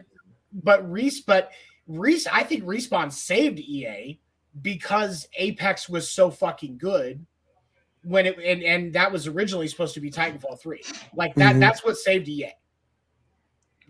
But losing the FIFA license. Now, if they come back and they lose The NFL license, 2K is going to own that shit. 2K is going to snap that shit up. Mm-hmm. And because you ask anybody that's played long enough, ESPN NFL 2K5 is a better football game. That was the shit. Is a better football game than On what Dreamcast. we get now out of Madden. The only good thing that they've done with Madden lately is develop a somewhat okay storyline. They put too much work The story mode is okay, yeah. Okay, but they put too much work into making it a movie than like really making it fun to play. I don't like the Madden Ultimate Team because it's a lot behind a damn paywall. I don't like any of those. Even on the show, I don't like those card trading things because that's all they are. It's behind a damn paywall. But with the show that just released last week, the show's story mode is the best sports game story mode in existence. So good. In existence. The show is all I play. It is just so goddamn good because you can start as a two-way player, you can start as just a position player, you can start as a pitcher, and you can build your career whatever team you want. Like, of course, because I'm a Red Sox fan, I always start as a Red Sox player. I come up through the single A and the double A and get to the triple A and then work my way into the team. And they can still trade me and I could end up somebody else. I have one that I played where I got traded to the fucking Mariners. I'm still playing. You're just pissed. Because one of the other things I love about the show too, because I've talked about this too, 2K NBA, that shit's tough. It is hard to. Yeah, I love 2K NBA. I love that. It is hard. But there's a legitimate challenge to that game. I loved it. I love it. Game, especially because they don't have a rookie mode in their story mode. You have to play on a pro level, and you really have to know basketball. I love that somewhat game. Okay to play that game. I don't, and I tweak my show to make it super easy because I'm not looking for a challenge when I game. I'm looking just to chill, relax, have a little bit of fun, enjoy myself. It's the same. Like you have to know basketball the same way that you have to know football to play Madden. Right, so it's like you absolutely do. You're probably right. I do know football better than I know basketball. It's quicker too. And it's hard for them to make the controls like in any way like actually quick enough to do what people do on basketball. You know what I'm saying? Like it's such a quick movement sport. What's really challenging to me with 2K NBA is just how you start off bad. Like you do. You start off bad, and if you're not a good player, if you're not one of those guys who are, and the thing about behind 2K is it's become such a esports thing. It's like one of the biggest esports games in the world, and so they tailor to that. They don't tailor to me. They don't tailor to the casual player. Man, run them screens, boy. Yes, and you got to pick your spots. You got to pick your spots. Don't shoot the ball every fucking time you touch it. I'm bad at screens and. Yes, and just play defense. Running backdoor cuts. With Madden, you can only know a little bit about football and be fine in Madden because realistically, even when playing online against online players, there's 5 offensive plays in Madden that you can pick consistently, rotate between them, and stay competitive in a game. Because they're just hard to cover. Unless you're playing someone that just happens to have a really good defensive mind. Right. And then with the show, like you can put it on the easiest pitching and hitting mechanics where it's all just about button pushing and you can make it through. You can make it through and do all right and have a good experience playing the game. With NBA 2K, you have to know what you're doing. Yeah, you gotta be good. Or it discourages people. Yes, there is a challenge to it, and so I think that it's as niche of a market as sports games are. NBA is more niche than even fighting games. Yes, because like with fighting games, you kind of have to know button mashing in NBA 2K. Yeah, there's no, but that's the thing. That's why it's harder because you can't button mash in 2K and be successful. I can button mash in Mortal Kombat or Injustice and be okay against a fellow button masher or a below average player. Now, obviously, against somebody that knows what they're doing, I'm still going to get my teeth kicked in. But for the average thing, it's fine. You cannot button mash in 2K. You still have to know what you're doing. And I feel like it's kind of on the same level with the WWE games now. They're tough to play. They're not easy games. One of the reasons you can't button mash the WWE. One of the reasons I'm excited for the AEW game, if it ever fucking comes out, is it's supposed to be more old school and more arcadey and less of the because you've got to. Button mashing does not work in 2K. You've got to go 2K WWE. You've got to go through and learn the move sets, and I sent you guys another really tough game to play. I sent you guys that picture of the WWE game, the like handheld game. You know what I'm talking about?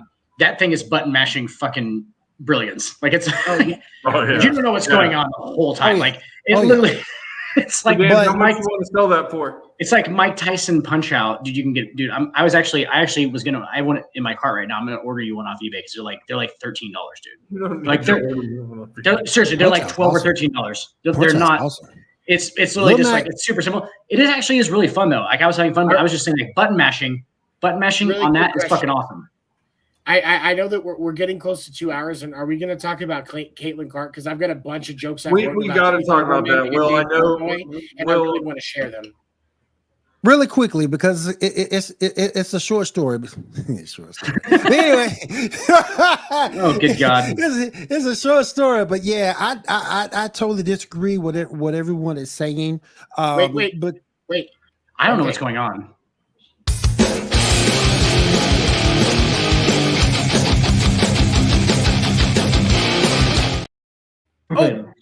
Okay. Since it's a hot take, here we go. I disagree with the way everybody is treating this. Caitlin Clark did the John Cena to the South Carolina basketball team as if you can't see her. But then when she loses, Angel Reese, a black player, does the same thing, and she gets deemed classless. Hold on. Okay, Dan, I'm gonna explain this to you because I know how you handle this and you react to everything live. So, Caitlin Clark, NCAA women's player, plays for Iowa, University of Iowa hockey. I know who Caitlin Clark is. Yeah. I know who that is. Yeah, she had a 40-point triple double. She just had that 40-20-10 triple double. Stud. And she is also, because of her trash talk, the modern day. It's Brianna Clark. It's Brianna Clark, by the way, not Caitlin. No, it's Caitlin Clark. Are you sure? That's her. Yeah, Caitlin Clark. That was Brianna Clark. Sorry. She talks but ultimately she talks a lot of shit. It wasn't just in the UConn game. She talks a lot of shit. Yeah. And when Iowa played, who is it that Reese plays for now? LSU.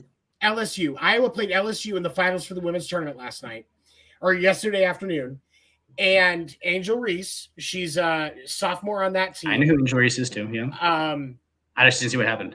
Was talking shit too after the game, and this is key. And we're going to talk about Dave Portnoy's take with this. After the game, she followed Caitlin Clark and was doing all of the different things that Caitlin Clark had been doing when they beat Iowa by 15 points. Now, followed her and did this after that game. Also a bad call in that game. There was a bad call in that game. Now, Keith Urban called her a classless idiot, which Keith Olbermann fucking love it so much. Oh, fuck him.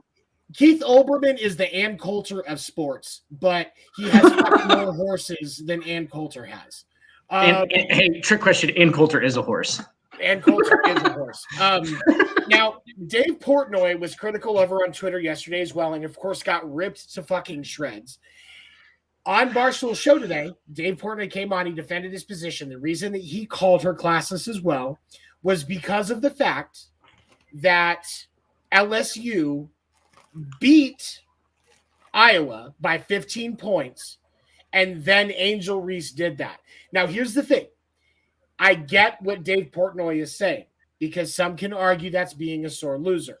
But one of the things, again, context matters. This is not the first time, because when Angel Reese went to Maryland, she played Caitlin Clark 3 times last year, and they won. And they won against Caitlin Clark all 3 times last year. And Caitlin Clark talked shit the whole time. Caitlin Clark goes viral for talking shit in the UConn game. But Angel Reese sends her the same smoke back. Female Larry Bird in the modern generation gets it back. And all of a sudden there's a problem. Or Dave Portnoy, who probably is pissed because he lost money on the game. No doubt he bet Iowa. Dave Portnoy looks like the person that you would see if you had to sit down in your parole officer's office and watch a video go, so now you're a sex offender. Let's talk about the rules that we can't break. Yeah. And it would, like, Dave Portnoy is the person that you think of. Now, of course, Keith Olbermann is the one that's sitting in the room because he just raped 4 women. But yes, Dave Portnoy looks like the one that isn't allowed to go anywhere near schools, and they have his picture on a bulletin board in the office. But I do get what Portnoy is saying about that. But there is history between these two. And that's the thing. There. And what you just did is what none of these networks are doing. They're not telling the viewers there's history there between these women. It wasn't so random. Yeah, it wasn't random. It wasn't. It wasn't just right. random. They've never played each other before. It's not a story. Right. Random. Didn't even know her before that last game. Didn't even know her before that last game. And that's not true. They have history. Yes, they absolutely. have history. And that's the thing that's not being told. Actually, that's a damn shame. And we all know the truth that if Caitlin Clark was the one that was doing that and they had won by 15, everybody would just be like, oh, that's Caitlin Clark, female Larry Bird. Like, which great. I love the comparison. The fact that she's so goddamn talented and good at trash talking, which is what Larry Bird's entire fucking thing was, that she's getting compared to that, that's amazing. She is talented as fuck, and it's great that she has earned, and I will say, Caitlin Clark has earned that reputation. But she has earned that reputation. You want to know why nobody ever did that to Larry Bird?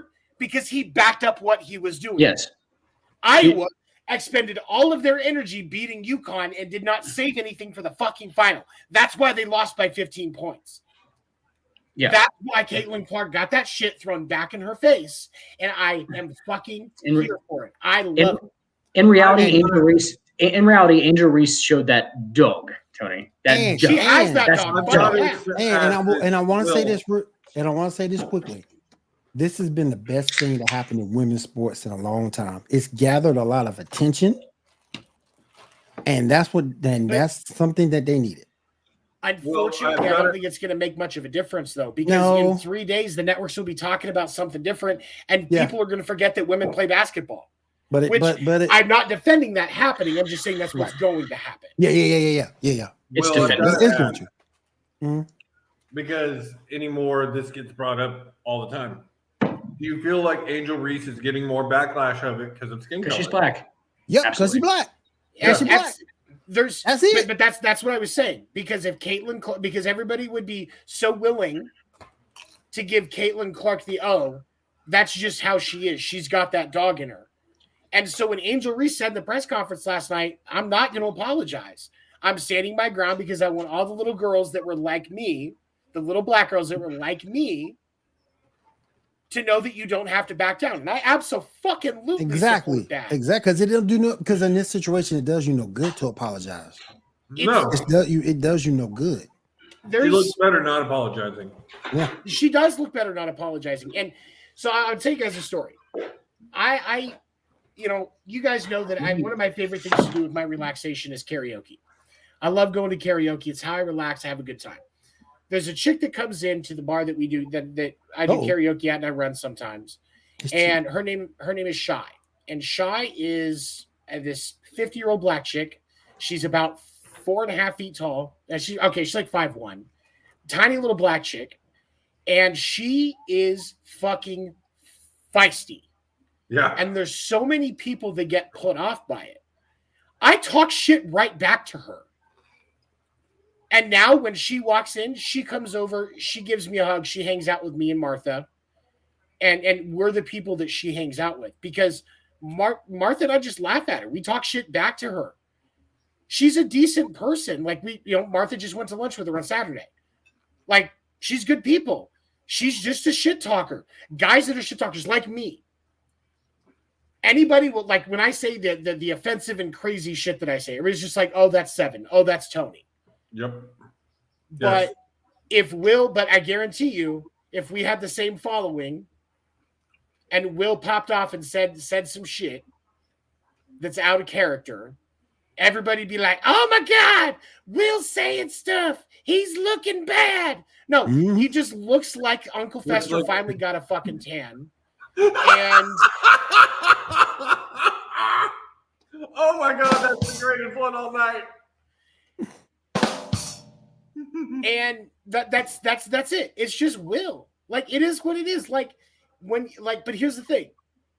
If you guys got me one night, because every once in a while Martha will just because I give Martha shit just like I give everybody else shit. Nobody is safe from me. I bust my kids' balls all the time. That's what kids are for. Yeah, exactly. I can use old jokes on him while I'm working on the new shit. It's great. And he can spread those old jokes to his grade. That way, that's how we pass on the stories. You know what I mean? Right. But every once in a while, Martha will catch me off guard and she'll get me with something good. Like, she'll fucking just roast me. Okay. And like, it hits, but I can take it because I dish it out. And all the times that Caitlin was talking shit to Reese and Reese did the talking on the scoreboard, nobody spoke up for Reese one goddamn time. Mm-hmm. But the second that she finally returns back and lets that little bit of hood come out, I love hood black chicks talking shit. It's the funniest fucking thing in the world. It's amazing. Oh, yeah. Because those ones that are really good at it, like Reese has to be one of those ones. That's gay men. Everybody's going, oh, gay men. Oh God. But fuck you. That's funny. But Reese has to be one of those ones where she just sits there and waits. She's the most calculated shit talker. And when it hits, you feel it.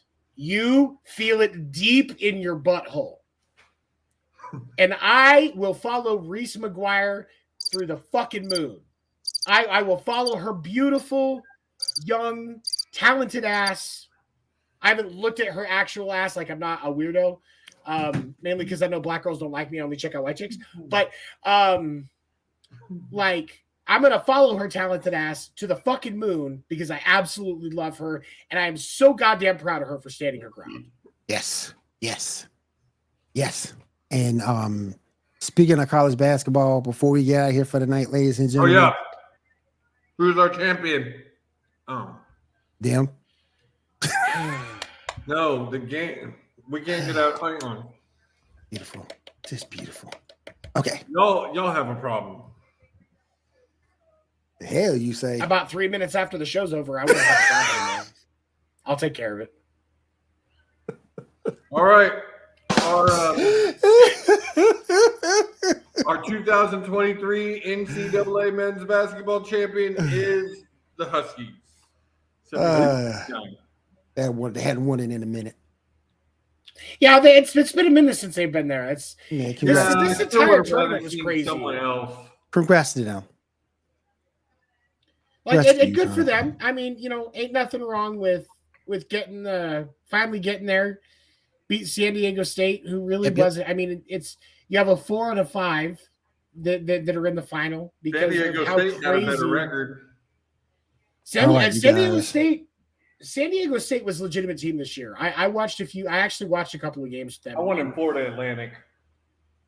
I liked Florida Atlantic, but they weren't ready. All right, you guys, let's go around the room real quick before we get out of here. Any final thoughts? Fuck Roman Reigns. Yeah, I agree. Fuck him. I got one more for you. PHUCK. Fuck him. Keith Olbermann looks like he just found out that Ann Coulter's penis is bigger than his, and he's fucking embarrassed about it.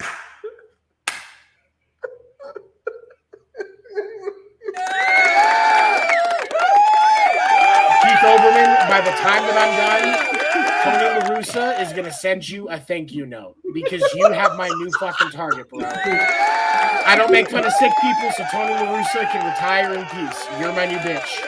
Bring it on. Who's the Major League Baseball commissioner who's going to send him a bouquet of flowers? Oh, Robert Manfred is going to send him a big thank you letter. You're like, hey, man, you want to cover one of these teams? Like, hey, do you want to cover the A's for the MLB network? Like, yeah. Like, yeah, he is. That's pointless. Did you see the A's stadium for opening day? That was sad.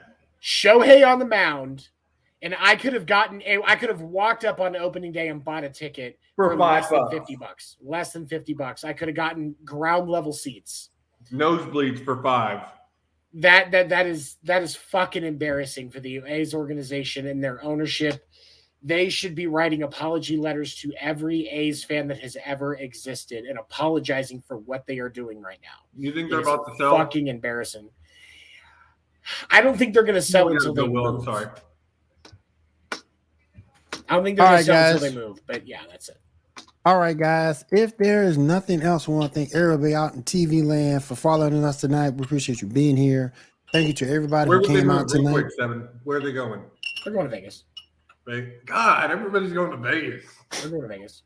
Want to say thank you to Josie, to Seven, to Dan, myself, Baltimore Marines, and we'll see you guys again next week right here on the Sports Report Podcast. Have a safe week. Take care.